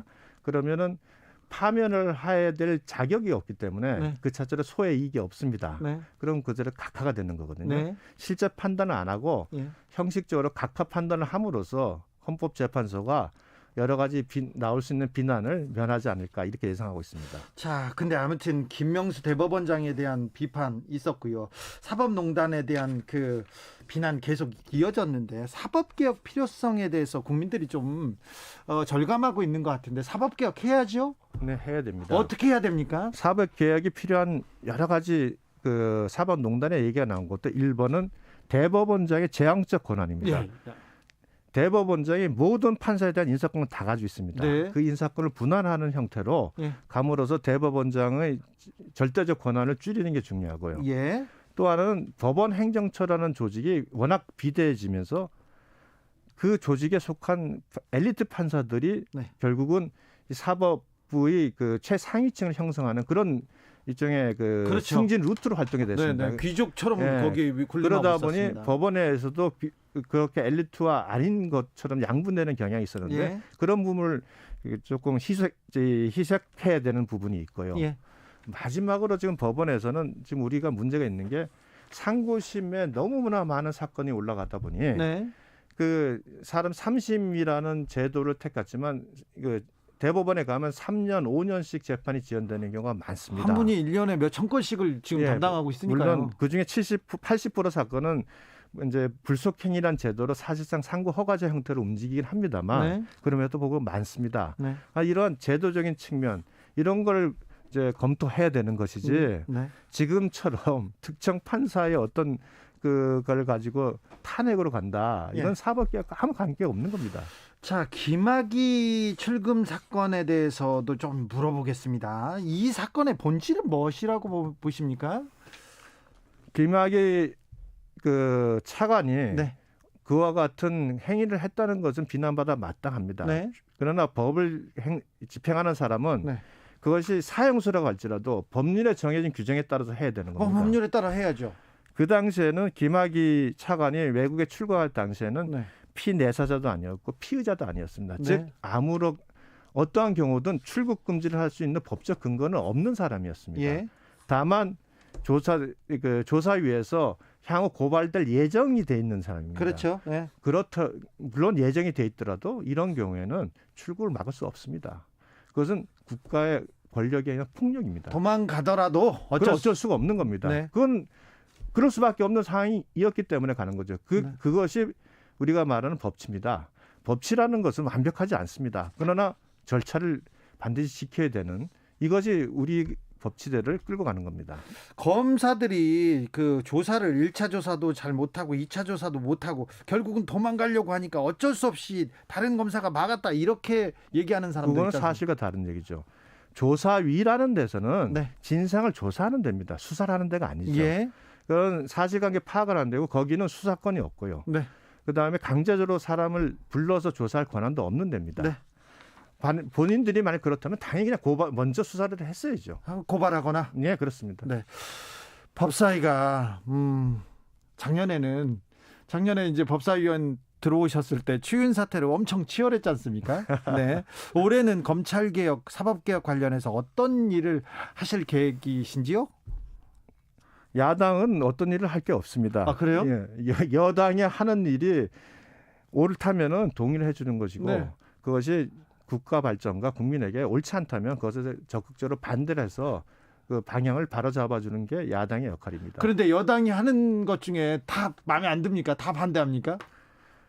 여당은 본인들이 비난을 분담할 정도가 되는 그런 사안은 즉 중대재해법 같은 거는 야당과 논의를 하자고 합니다. 네. 그러나 본인들이 전략적으로 또는 정책적으로 꼭 해야 된다고 하면 야당과의 토론, 협치는 완전히 사라지고 그냥 다수결로 일방적으로 몰아붙입니다. 지금 협의가 잘 안 됩니까? 법사위에서? 얘기가 안 됩니까? 제가 여당하고? 제대로 논의해 본 거는 중대재해법 하나밖에 없습니다. 그래요? 나머지 중요한 임대차법 그냥 다수결로 통과시켰죠. 그다음에 경제 3법 다 그냥 일방적 다수결로 통과됐습니다. 네. 임대차법 통과될 때 우리 김도욱 간사가 얘기했습니다. 국민들에게 주는 피해가 충격이 크니 우리가 시뮬레이션을 하든지 논의를 더 하자고 했는데 일방 통과시켰습니다. 네. 결과는 어떻게 됐습니까? 대한민국의 전세 절벽을 왔죠. 집값 올렸죠. 전세값 올렸죠. 이렇게 그 법이라는 것이 일방 통과되고 어떤 이념적인 방향을 가지면 이렇게 사실은 흉기가 되는 겁니다. 자, 정치인 유상범은 이루고 싶을 일이 많을 텐데요. 많은 텐데. 자, 올해는 어떤 일 하고 싶으십니까? 정치인으로서 물어본다면 올해는 네. 서울시장 보궐선거는 반드시 이기고 싶습니다. 아, 그래요? 네. 네, 네. 가장 큰 목적입니다. 법사위원 물어봤는데. 자, 하나만 더 묻겠습니다. 배우 유호성 씨가 동생인데요. 자, 네. 동생분은 검사 유상범을 좋아합니까? 정치인 유상범을 좋아합니까?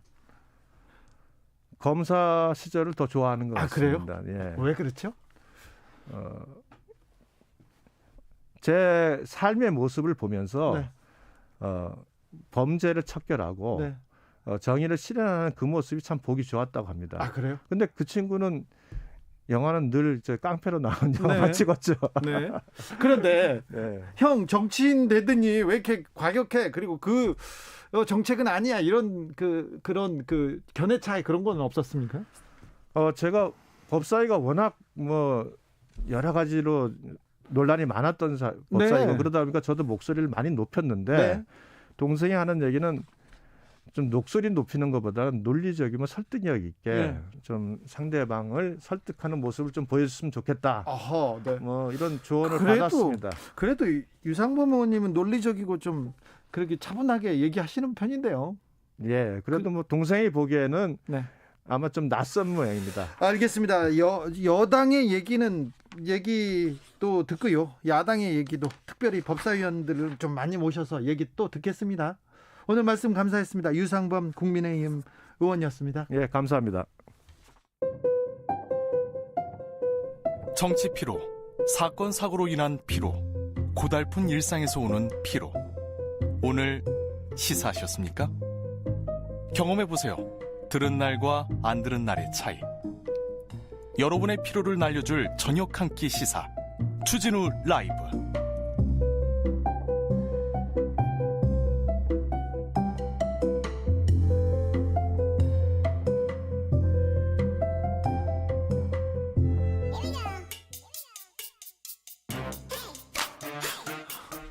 뉴스를 향한 진지한 탐구, 기자들의 수다. 라이브 기자실을 찾은 오늘의 기자는 탐사하는 기자, 미디어 오늘 정철훈 기자입니다. 안녕하세요. 네, 안녕하세요. 자, 또 뭘 탐사하고 뭘 탐구하고 있습니까? 오늘 네이버부터 바로 이야기를 해보겠습니다. 네이버. 네. 네, 실시간 검색어 서비스 이제 폐지가 됩니다. 드디어 폐지됐어요. 네, 2월 25일자로 폐지가 되고요. 네. 2005년에 실시간 인기 검색어라는 이름으로 처음 등장을 했었는데 네. 16년 만에 폐지가 됩니다. 폐지됐습니다. 저는 폐지를 바라는 사람 중에 하나였어요. 왜 예. 그러냐면 저에 대한 부정적인 얘기가 나올 때만 실시간 검색어에 올라가고요. 제가 좋은 기사 쓸 때는 잘 안 올려주더라고요. 예, 요게 이제 여론 조작 논란이 계속되면서 계속됐죠. 네. 예, 순기능보다 역기능이 더 많다 이런 지적이 좀 있었고요. 예. 네이버가 이 서울시장 재보궐선거를 앞두고 이렇게 폐지를 결정했습니다. 네, 네. 아시겠지만 검색어 순위를 인위적으로 올리는 게 가능합니다. 예. 그래서 선거철이나 논란이 되는 사건마다 이 조작 의혹이 제기가 됐었고 예. 결국 2018년 10월에 네이버가 이 모바일 첫 화면에서 실시간 검색어를 없애버린 사건이 있는데요. 네. 이게 좀 결정적이었던 것 같습니다. 예. 이후에 이 네이버를 모바일로 이제 우리가 주로 이용하기 때문에 네. 이 상당수가 이미 급상승 검색어 서비스에서 좀 멀어진 상황이었는데요. 지금 네. 이제 주로 PC에서 네이버를 보는 사람들이 이 급상승 검색어에 노출되기 쉬운 상황이 됐는데 네. 네이버 입장에서는 지금 이걸 포기해도 이 전체 트래픽 차원에서는 큰 별로. 문제가 없고 네. 그리고 영업에 지장이 없다. 예, 이렇게 그렇죠. 생각하죠. 그리고 지금 국회의원들이 매번 이제 반복적으로 네이버 본사에 항의 방문을 가거든요. 예. 그래서 이걸 막는 게 우선이다. 정치적인 논란에서 자유로워지는 게 더 이득이 되겠다. 이렇게 판단하지 않았을까 싶습니다. 포털 사이트 다음은요? 다음은 이미 작년 2월에 실시간 이슈 검색어 서비스를 폐지했습니다. 그래요? 근데 제 다음 메인 화면에는요. 나경원 후보 기사만 올라오고요. 조선일보 기사만 계속 보여줘요. 그거는 진행자께서 네. 이 나경원과 조선일보 기사를 많이 검색해서 클릭해서 그렇습니까? 좋아해서 그런 겁니다. 내가 좋아해서? 네. 네. 네, 네, 그런가요? 네, 아무튼 근데 이제 언론계에서는 이게 좀 이슈가 될 것 같은데 네. 네이버에 기생하면서 이 어뷰징이라고 하죠. 네. 이 검색어 장사로 먹고 살던 이 수많은 매체들이 있습니다. 그렇죠. 근데 이 매체들이 이제 완전 실검이 사라지면서 이 생업에 적지 않은 변화가 있지 않을까. 언론 지형이 어떻게 바뀔지 조금 보자고요. 어뷰징 기사라고 하죠. 막 자꾸 자극적인 제목으로 이렇게 장사하는 거 이것도 좀 사라지기를 기대해 봅니다. 예. 다음은 어떤 뉴스 만나볼까요? 예, 청와대와 언론의 코로나19에 대한 여론조사 결과가 좀 흥미로워서 가져와 봤는데 예. 이 사회 주체별로 이 코로나19에 대한 적절성 평가 항목 언론이 청와대 대통령보다 현저히 낮은 평가를 받았습니다. 아, 언론이? 예, 한국언론진흥재단이 최근 이 코로나19 이후 국민의 일상 변화 조사 결과를 이제 발표를 했는데요. 언론의 코로나19 대응이 적절했다. 23.6%, 네. 적절하지 못했다. 32.6%로 나타나서 언론은 코로나 예. 대응을 잘 못했다 이렇게 보시는군요. 네, 그래서 부정평가가 더 높았는데요. 네. 반면 같은 문항에서 청와대 대통령의 대응은 적절했다가 47.5%, 적절하지 못했다가 20.7%로 2배 이상 예, 긍정 평가가 높았습니다. 그렇네요. 아시겠지만 이 방역 컨트롤 타워인 청와대 대통령을 향한 국민들의 평가가 되게 냉정할 수밖에 없잖아요. 그렇죠. 네, 뭘 잘해도 잘했다고 얘기 나오기가 그렇죠. 쉽지 않은 상황인데. 예, 그런데 이 청와대 대통령을 감시 비판해야 할 언론에 대한 평가가 예. 청와대 대통령보다 현저히 낮게 이루어진 점인데요. 네. 이걸 보고 이 언론이 이 작년 이 팬데믹 국면에서 어떤 교정 정보로서의 역할보다는 교란 정보의 주체로서 인식되었던 것이 아니냐 이런 분석이 가능합니다. 언론을 보고 이게 사실이구나, 이게 어떤 정보구나 이렇게 판단을 해야 되는데 교정보다는 교란을 더 많이 이 사람들 또 장난치는구나, 정치적으로 이용하는구나 이렇게 생각했다는 겁니다. 국민들이. 예, 맞습니다. 이번 조사에서 코로나19 대응이 가장 적절했다 평가받은 사회 주체는 의료진 82.2%였고요. 그런데 일부 언론에서는 계속 의료진들, 정은경 청장도 계속 공격하고 있어요. 예, 그리고 일반 시민은 51.5%였고 시민도 잘했군요. 예, 언론보다 낮은 평가를 받은 사회 주체는 있어요? 그런 데가? 예, 국회가 국회의원들. 네. 국회 12.1% 그리고 해외 국가 9.9% 그리고 종교계가 7.6%였습니다. 언론이 신뢰도가 바닥인데 언론보다 더 밑에 있는 신뢰도를 보인 데가 국회고요. 그 다음에 가장 바닥은 종교였다.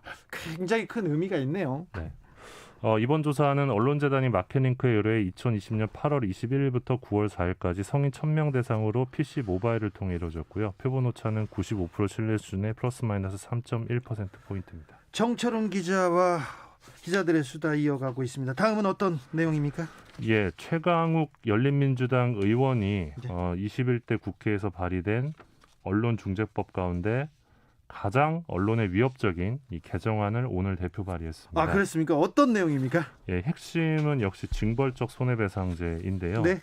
일단 개정안을 보면 이 법원이 앞으로 징벌적 손해배상을 산정하는 경우 언론사의 허위 인식 정도, 그리고 네. 피해자의 피해 규모, 그리고 언론사가 취득한 유무형의 이익, 그리고 비슷한 어떤 문제가 된 보도가 또 있었는지, 그리고 언론사의 존속 기간, 재산 상태, 피해 구제 노력 정도, 그리고 형사처벌을 받았으면 어느 정도의 양형을 받았는지 이런 것들을 종합적으로 고려해야 한다, 이렇게 명시를 종합 했습니다. 고려 다 좋은데 여기서 가장 중요한 대목이 자, 그래서 징벌적 손해배상 얼마까지 물을 수 있다는 거야, 이 부분일 텐데요. 예, 맞습니다. 이 산정 과정에서 보면 이 언론사가 취득한 이익, 여기에 이제 최강욱 의원이 주목을 했는데요. 네.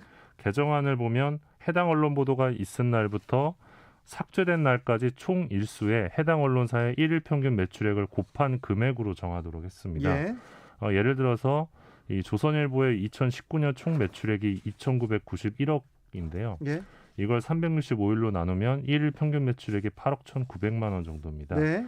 만약 문제가 된 보도를 5일 뒤에 삭제했으면 이 조선일보가 해당 보도로 얻은 이익을 약 40억 원으로 추산하는 방식인데요. 예. 그러니까 이 개정안의 핵심은 언론사의 매출액을 주요한 징벌적 손배 산정 기준으로 설정을 해서 이 대규모 언론사일수록 어떤 치명적인 처벌이 가능하다, 이걸 노린 것으로 보입니다. 그런데 그 5일 동안 있었으면 그 이 해당 보도로 얻은 이익이 40억 원이 아니고 또 그 날짜 기사에 이 부분이면 0.몇 % 이렇게 줄어드는 거 아닌가요? 그런가요? 아니, 그럴 수도 네. 있는데 이 부분이 40억씩 이렇게 만약에 네. 그날 이 기사가 나왔는데 이 기사로 5일 동안 40억을 받았다, 그래서 40억을 물어내야 된다, 그럼 언론사한테는 엄청 치명적일 수 있겠네요. 예, 만약에 그렇게 해석을 한다면 네. 가능하고요. 앞서 언론인권센터에서도 이 징벌적 손해배상 산정 기준을 언론사의 매출액을 고려해야 한다, 이런 네. 지적을 하기도 해서 좀 논의가 좀 활발해질 것으로. 자, 논의가 활발해지는데 논란이 되기도 하죠.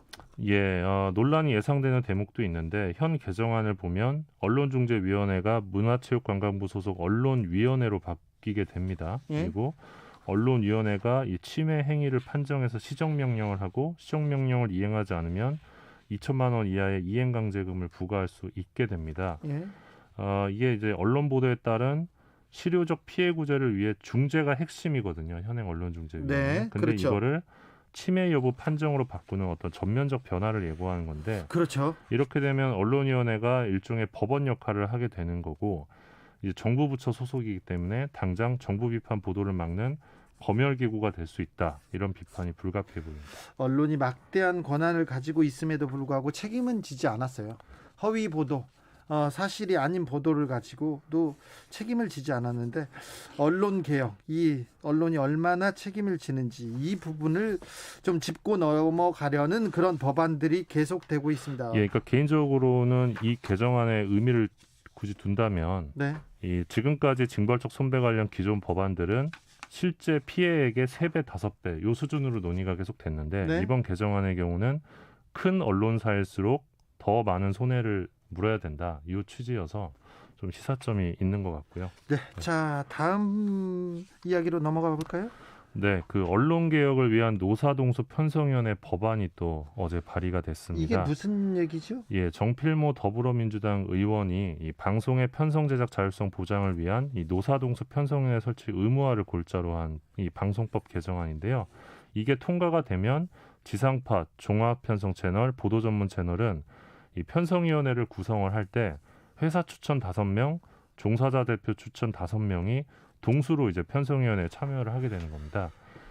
그 뒤에 방송편성규약의 편성위원회의 의견을 적극 반영해야 하고요.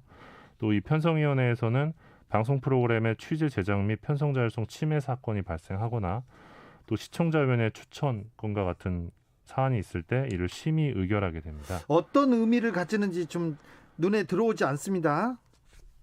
잘 그런가요? 모르겠어요. 저는 이해가 잘 안 되는데 뭐 어떤 의미죠? 그러니까 예를 들어서 사내에서 어떤 제작 자율성 침해 논란이 불거지거나 네. 보도와 관련된 논란이 불거졌을 때 이거를 노사가 동수로 구성된 편성위원회에서 논의할 수 있다는 거고 네. 이 논의의 결과를 회사가 적극적으로 반영해야 된다는 겁니다. 네. 근데 이거 어떤 언론사에서는 굉장히 반대하겠는데요? 예, 앞서 과거에도 이 개정 논의가 있었는데 종합편성 채널을 소유한 이 보수신문의 강한 반대로 여야 합의가 파기된 사건이 있습니다. 네. 2014년이었는데요. 당시 여야가 이제 노사동수 편성위원회 개정안에 합의를 하니까 다음 날 이제 조중동에서 일제히 이제 비판하는 기사가 그렇겠죠. 나갔습니다. 예. 민영방송의 편성권을 침해할 수 있는 독소 조항이다. 예. 그리고 조선일보의 경우는 이 노조가 근로조건과 무관한 문제로도 취재 제작업을 할 수 있는 명분으로 악용될 여지가 있다. 이런 주장을 했었고요. 예. 그래서 결국 새누리당이 이 법안 소위 심사에서의 합의를 파기한 바 있습니다. 그래서 이번에도 강한 반발이 예상이 됩니다. 보수 언론사의 노조들이 노조의 역할을 제대로 하는 적이 없었던 것으로 보이는데요. 그리고 이상한 노조들도 많고요.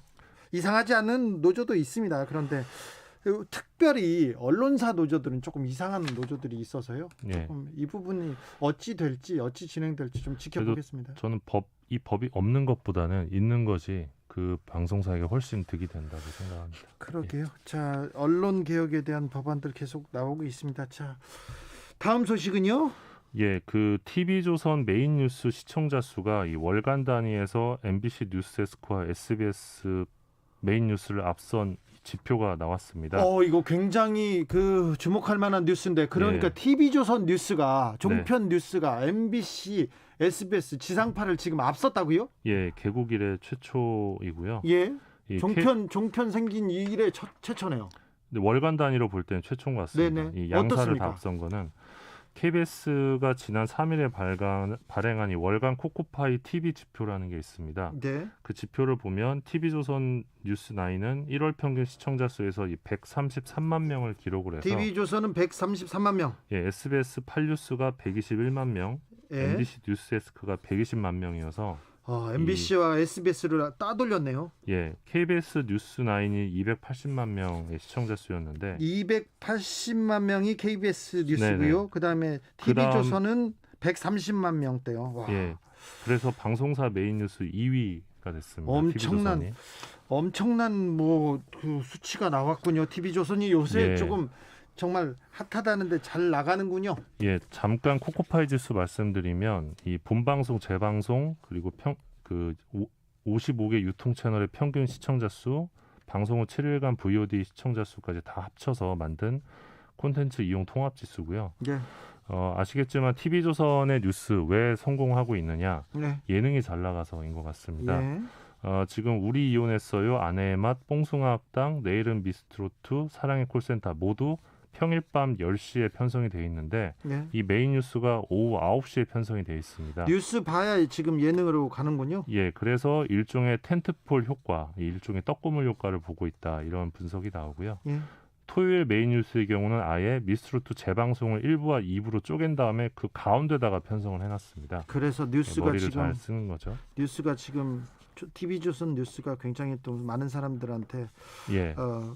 사랑을 받고 있군요. 예, TV조선의 현 상황을 두고 이제 JTBC가 뉴스로 종편이라는 벽을 허물었다면 TV조선은 트롯으로 그 벽을 허물었다, 이런 지적도 나오고 있는데 네. 아시겠지만 종편 출범 이후 TV조선은 유사보도 채널이란 조롱의 대상이었는데 네. 지금은 뭔가 예능 판을 바꾸고 뉴스의 영향력까지 키우고 있는 상황입니다. 네. 그리고 조국 사태 이후에 정부 비판으로 돌아선 이 중도층 시청자도 흡수하고 있을 가능성이 높은데 네. 이 TV조선의 영향력은 향후 재보궐선거를 비롯해 대선까지 이어질 수도 있다, 이런 전망도 있습니다. 네. 정철은 기자도 열심히 하고 저도 열심히 해야 되겠습니다. 네. 네. 가보겠습니다. 네. 더 열심히 하라고 하니까 바로 가. 네. 기자들의 수다, 지금까지 미디어 오늘 정철은 기자였습니다. 감사합니다. 고맙습니다. 교통정보센터 다녀올까요? 김민희 씨. 금요일인 만큼 이미 퇴근 정체가 심합니다. 여기에 사고까지 잇따르면서 곳곳으로 정체가 길어져 있는데요. 서울 양양고속도로 서울 방면으로 선동 부근 3차로에서는 사고가 났습니다. 뒤로 미사나들목부터 차량들 속도 줄여 지납니다. 영동고속도로 인천 쪽 정체는 먼저 양재에서 양지터널 사이와 더 가서는 신갈분기점에서 부곡 사이로 이어지고 있는데 신갈분기점 부근 1차로에서는 사고까지 났습니다. 이후로는 군자분기점에서 영동선 시점 사이로 속도 줄여 지납니다. 부산 외곽고속도로 기장 쪽으로는 김해 가야 부근 1차로에서도 사고 처리 작업을 하고 있고요. 경부고속도로 부산 방면 70 물류 부근에서도 사고가 있었던 만큼 부근으로 더딘 흐름 남아 있습니다. 그 밖에 서울시내 올림픽대로 하남 쪽으로 영동대교 부근 4차로에서도 사고가 났는데요. 뒤로 동작대교부터 정체 심해져 있습니다. 내부순환로 성산대교 쪽으로 홍지문 터널 부근 2차로에서도 사고 처리 작업을 하고 있습니다. KBS 교통정보센터였습니다.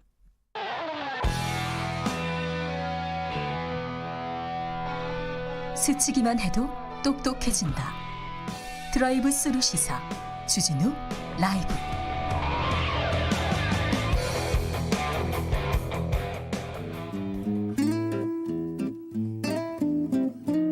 현실의 불이 꺼지고 영화의 막이 오릅니다. 영화보다 더 영화 같은 현실, 오늘의 시사 시작합니다. 라이너의 시사회. 영화 전문 유튜버 라이너 어서 오세요. 네, 안녕하세요. 오늘은 어떤 영화입니까? 네, 사실 요즘 영화 미나리 관련 소식이 뜨겁습니다.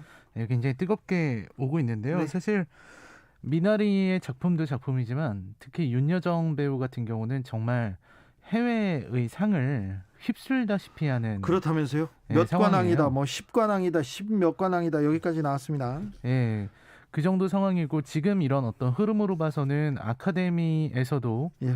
아마 지명될 거는 거의 확실해 보이고. 아 그래요? 네, 수상도 이제 점치고 있거든요. 아 네. 여우 조연상에서 정말 유력하다는 그런 이야기가 나오고 있습니다. 아 작년에 그런데 기생충으로 한국 영화를 줬는데 올해도 또 줄까요? 그만큼 기세가 무섭습니까? 네, 미나리의 기세가 그만큼 무서운데요. 네.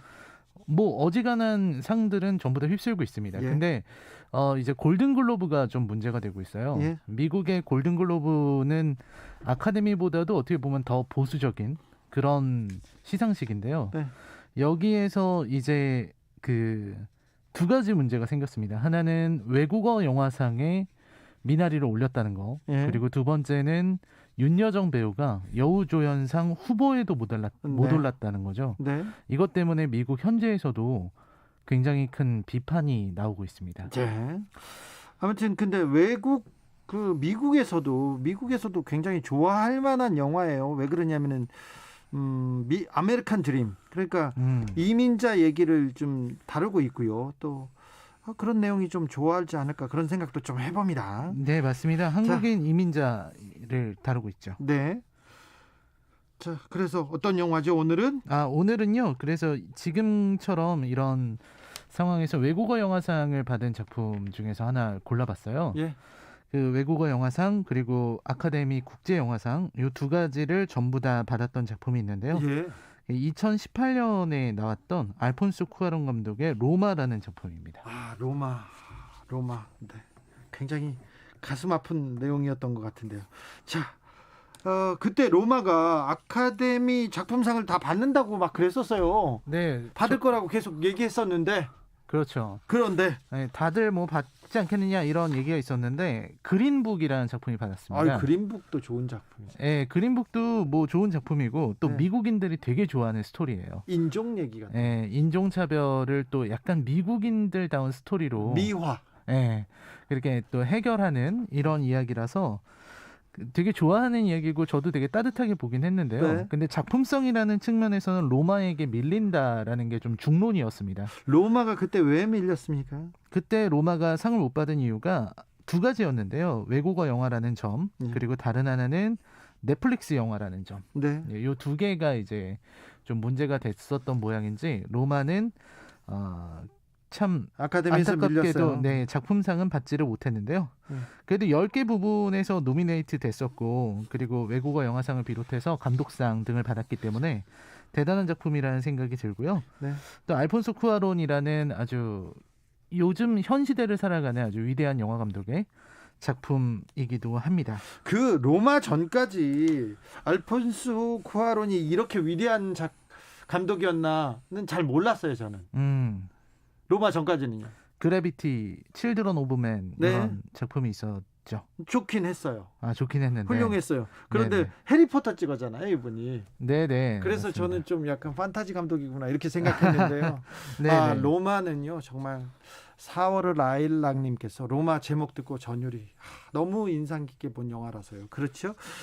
아카데미 작품상을 타지 못해서 논란이 됐었습니다. 네, 맞아요. 이게 자, 안 받는 게 이상했었죠. 네, 인생은 아름다워도 그랬었잖아요. 네, 맞습니다. 자, 로마의 줄거리 속으로, 영화 속으로 들어가 볼까요?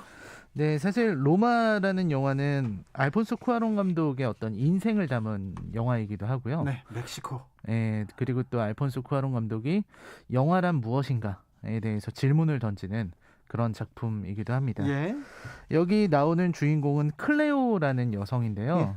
이 클레오라는 여성은 소피아라는 그 여성의 집에 뭐라고 할까요? 일해주는 사람, 가사 도우미? 네, 가사 도우미. 예, 뭐 예전 같으면 식모 이렇게 네. 불렀었는데 이게 연기라는 게 저는 다큐멘터리인 줄 알았어요. 네네, 맞아요. 진짜 다큐멘터리인 줄 알았어요. 그냥 현실에서 그냥 걸어 들어온 것 같았어요. 여기 영화 안으로. 예. 네, 맞습니다. 그렇게 느끼셨던 이유 중에 하나가 또 이제 관찰하는 듯한 카메라. 네. 이런 게 굉장히 인상적인데요. 이 클레오는 이 소피아네 집에서 일을 해주는 사람인데 뭐 굉장히 열심히 성실하게 일을 합니다. 네, 계속 일합니다. 네. 개 변을 계속 치우고 있어요. 그렇죠. 왜 그렇게 개 변이 그렇게 널려 있던 건가요? 네, 계속 이렇게 풀어서 키우다 보니까. 예. 그리고서 이제 그 아이들도 이 클레오를 모두 사랑해요. 예. 그러니까 일해주는 사람이라고 생각하지 않고 가족이라고 네네. 여기고 있고 굉장히 사랑하고 있습니다. 이게 알폰소 쿠아론 감독이 어렸을 때 유년 시절에 자기를 돌봐줬던 유모가 이렇게 클레오 같은 사람이었다고 합니다. 아하, 네. 네, 그래서 그런 경험이 들어가 있고요. 그리고 클레오는 또 친구랑 얘기할 때는 사실 이 멕시코 같은 경우에는 스페니쉬를 쓰지 않습니까? 네. 스페인어를 사용하는데 여기서는 그 미스텍어라고 자기네들 그 원주민의 언어를 씁니다. 예. 그러니까 클레오는 이제 아메리칸 원주민인 거죠. 네. 그런 식이고요. 그래서 클레오가 이제 살아가는 삶을 얘기하는 건데 남자를 만납니다. 페르민이라는 남자예요. 남자가. 예. 네, 남자를 만나서 둘이 데이트를 하고 이러는데 이 남자애가 굉장히 웃긴 애입니다. 예. 페르민의 아주 대단한 장면도 있어요. 되게 재밌는 친구인데 그리고 이제 클레오에게 굉장히 클레오를 좋아하는 것 같지만 클레오와 이런 진도 나가는 데만 관심이 많은 그런 친구입니다. 네. 그랬는데 이제 클레오랑 같이 영화를 보러 가요. 영화를 보러 간 자리에서 페르민이 막 키스를 하고 있는데 클레오가 얘기를 합니다. 나 생리를 안 하는 것 같아. 나 임신한 것 같아. 임신했어요. 그 얘기를 페르민이 딱 듣고서 네. 뭐라고 하냐면 나 그럼 화장실 좀 갔다 올게. 그리고요. 도망갑니다. 이 나쁜 남자. 페르민이 그 자리에서 클레오를 두고 정말 영화관에서 그냥 도망가 버렸어요. 네. 클레오가 이거를 믿질 못해요. 네. 너무 황당하니까 이게 어느 정도 황당해야 이 얘기를 할 텐데 너무 황당하니까. 나중에 그 페르민이 훈련하는데 찾아가잖아요. 네, 찾아갑니다. 하필이면 태권도 훈련하고 있잖아. 네, 맞습니다. 그런데 거기서도 남으라고 또 가잖아요. 네, 거기서도 아무런 책임도 지지 않는 이런 모습을 보여주고 있고요. 예? 전반적으로 이제 클레오가 임신했다는 사실을 알려야 되는데 소피아한테 알릴 때 되게 많이 고민을 해요. 예. 가장 클레오가 두려워했던 거는 임신했다는 이유로 내가 이 집에서 쫓겨나는 거 아닐까? 그렇죠. 이런 걸 생각을 했는데 클레오가 소피아한테 얘기를 했을 때 소피아는 오히려 자기 일처럼 더 걱정을 해주고 오히려 클레오를 데리고 차를 타고 병원까지 갑니다. 병원에 데려가죠. 네, 근데 소피아의 문제가 뭐냐면 운전을 정말 너무 못해요. 네. 너무 못해서 가는 동안 여기저기 부딪히거든요. 가는 동안 부딪히고 막 집 시위 있었잖아요. 네. 데모 장면이 있었고요. 네, 엄청 힘들어하는데 갈 정도로 소피아가 클레오를 아끼고요. 그리고 아까 말씀하신 것처럼 이 영화의 배경이 1971년 멕시코에 이야기고요. 예. 그 멕시코 당시에 이제 독재 정권 비슷한 거죠. 예. 그게 들어와 있었던 시기여서 그런 어떤 시대적 상황이랑 연결되는 이야기들이 남아 있습니다. 네. 아까 이제 훈련 받는 거 말씀하셨는데 그 페르민이 훈련 받았던 그 청년들 모아놓고 훈련시키거든요. 대모 그게 사실- 진압 훈련. 그렇습니다. 그 어떻게 보면 정말 학생 운동을 때려잡기 위한 네. 그런 운동으로 그런 애들을 이제 키워내고 있었던 네. 거였죠. 예. 그런 어떤 시대적 상황과 연결되어 있는 게 바로 로마라는 작품입니다. 왜 라이너가 지금 로마를 들고 왔을까요? 제가 들고 온 이유는요. 사실 이 로마의 이야기 자체가 굉장히 느리고 정적이긴 하지만 너무나도 아름다운 작품이라는 거. 예. 그리고 이 어떤 정치 사회, 정치 현실과 인간의 현실, 한 인간의 삶이 이렇게 맞아 들어간다는 거. 이런 부분들이 굉장히 좋은 작품이라는 생각이 들고요. 네. 대부분이 다 은유적입니다. 클레오의 아이가 태어나는 장면부터 시작해서 그리고 이 데모에 진압되면서 사람이 죽어나가는 네. 정치 현실 안에 개인의 삶이 어떻게 희생되는지를 또 보여주는 작품이기도 합니다. 예, 알겠습니다. 네. 라이너가 추천하는 작품이요, 굉장히 좋습니다. 주진우 라이브에서 추천하는 책들 있지 않습니까? 굉장히 좋습니다. 네. 저 다시 돌아가서 꼭 챙겨보는데요. 굉장히 많은 점을 던져줍니다. 감동도 있고요. 또 교훈도 있습니다. 오늘도 감사했습니다. 라이너의 시사회. 오늘의 작품은 로마였습니다. 라이너 감사합니다. 네, 고맙습니다. 오늘도 수고하고 지친 자들이여 여기로 오라. 이곳은 주기자의 시사 맛집 주토피아 주진우 라이브. I messed up tonight. I lost another fight. 느낌 가는 대로 그냥 고른 뉴스 여의도 주필.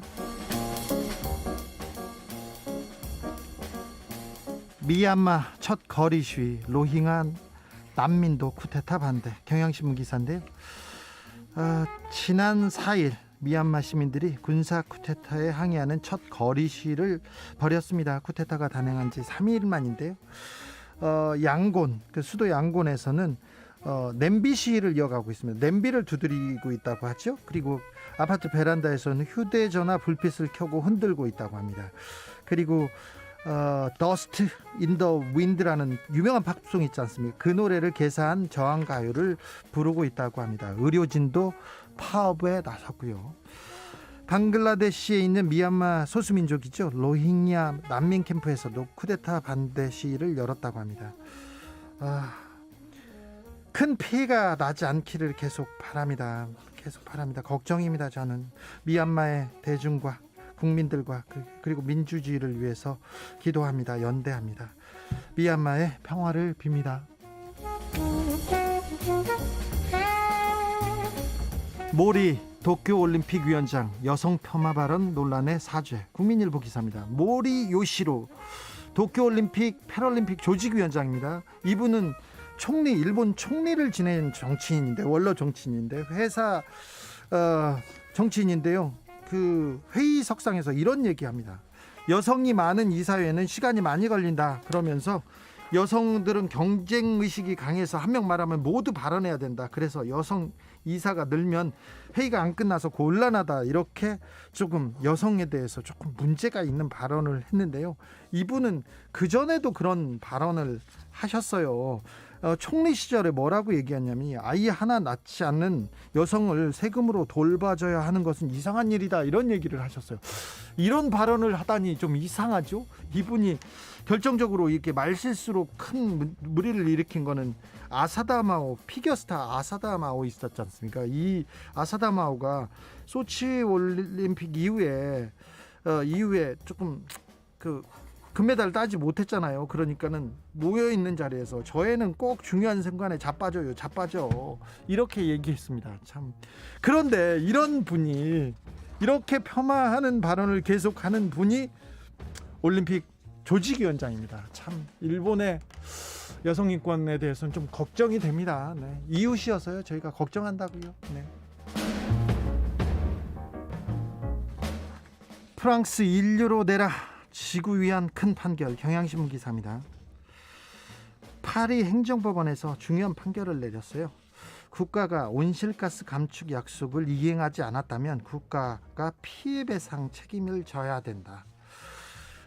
정부가 온실가스 감축 관련해서 추가 대책을 수립할 수 있는 2달의 시간을 주겠다 이렇게 했습니다. 그래서 1유로 배상을 판결했습니다. 환경단체에서 1유로만 청구했거든요. 정부가 적극적으로 온실가스 감축을 위해서 나서달라고, 기후변화를 위해서 노력해달라고, 그렇게 환경단체가 1유로 소송을 했더니 1유로 줘라 이렇게 법원에서 판결했습니다. 환경단체들은 역사적인 판결이라고 환영했고요.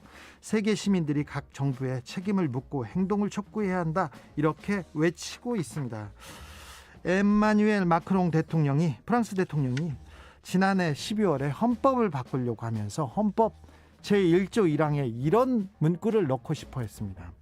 공화국은 생물 다양성과 환경 보전을 보장하고 기후 변화에 맞서 싸운다.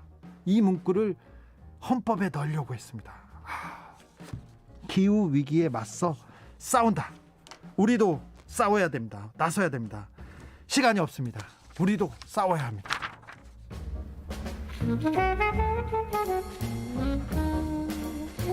웃는 돌고래 상괭이를 살려주세요. 한겨레 기사인데요. 흔히 웃는 돌고래라고 알려진 상괭이가 있습니다. 해양 보호 생물종인데요. 최근에 이 상괭이가 제주 연안에서 잇따라 숨진 채 발견되고 있어서 참 가슴이 아픕니다. 그런 뉴스입니다. 제주도 연안에서 숨진 채 발견된 상괭이는 2018년에는 8마리였어요. 그런데 2019년에는 44마리, 44마리였는데 지난해는 55마리로 급증합니다. 근데 올해는요, 벌써 한 달밖에 안 지났는데 벌써 14마리가 숨진 채 발견됐어요. 왜 그럴까요? 왜 그럴까요? 그 이유를 찾아봤는데 주변에 그물을 너무 많이 쳐서요.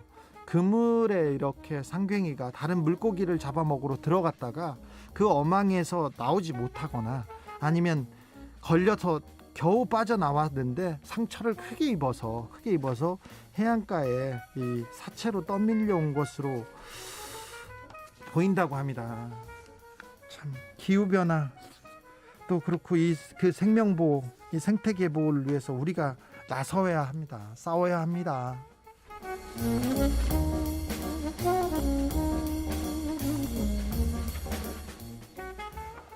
코로나19로 혼수 상태에서 출산한 산모 3개월 만에 아기와 재회. 연합뉴스 기사입니다. 미국 얘기예요. 미국 위스콘신주에, 미국 중부에 있는 위스콘신주에 켈리 타운젠트라는 엄마가 있어요. 그런데 지난해 10월에 코로나에 감염돼 가지고요, 호흡곤란, 기침 등으로 호소하면서 병원에 실려옵니다. 병원에 실려왔어요. 병원에 실려왔는데 위험한 거는 뭐냐면요, 임신해 있다는 거예요. 임신해 있어요. 그런데 의식을 잃었어요. 엄마가 의식이 없는 위험한 상황에 지난해 11월 4일 날 딸 루시를 낳았습니다. 그런데 천만다행인 게 코로나 검사에서 루시는 음성을 받았습니다. 음성을. 타운젠트 상태가 출산을 하고 더 나빠졌다는 게 더 문제였어요. 그래서 75일 동안 에크모라고 하죠. 그리고 산소호흡기 치료를 계속 받았습니다. 남편한테 계속 전화가 왔는데 병원에서 아내가 오늘 밤을 넘기지 못할 수 있다는 전화를 수도 없이 받았다고 합니다. 그래서 그 아내가 운명하기를 기다리고만 있는 그런 운명이었는데요. 그런데 어떤 일인지 12월까지는 양쪽 폐가 모두 상해서 이식해야 된다는 상황이었어요. 그러니까 희망이 없다고 생각했는데 갑자기 타운젠트 엄마의 상황이 좋아지기 시작합니다. 그러면서 지난해는요, 일반 병실로 옮기더니 갑자기 의식을 회복하고 건강을 회복하고 있어요. 그래서 병원에서 왜 그런지 병원에서 확인해 봤는데 왜 이렇게 좋아졌는지, 이렇게 망가진 폐가 좋아졌는지 병원에서도 그 이유를 알지 못한다고 합니다.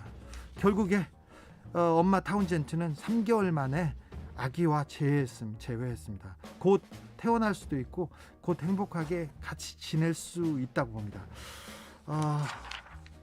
병원에서 타운젠트 엄마가 코로나 후유증도 완전히 극복할 거라고 얘기하는데 이거는 기적이라고 계속 얘기를 합니다.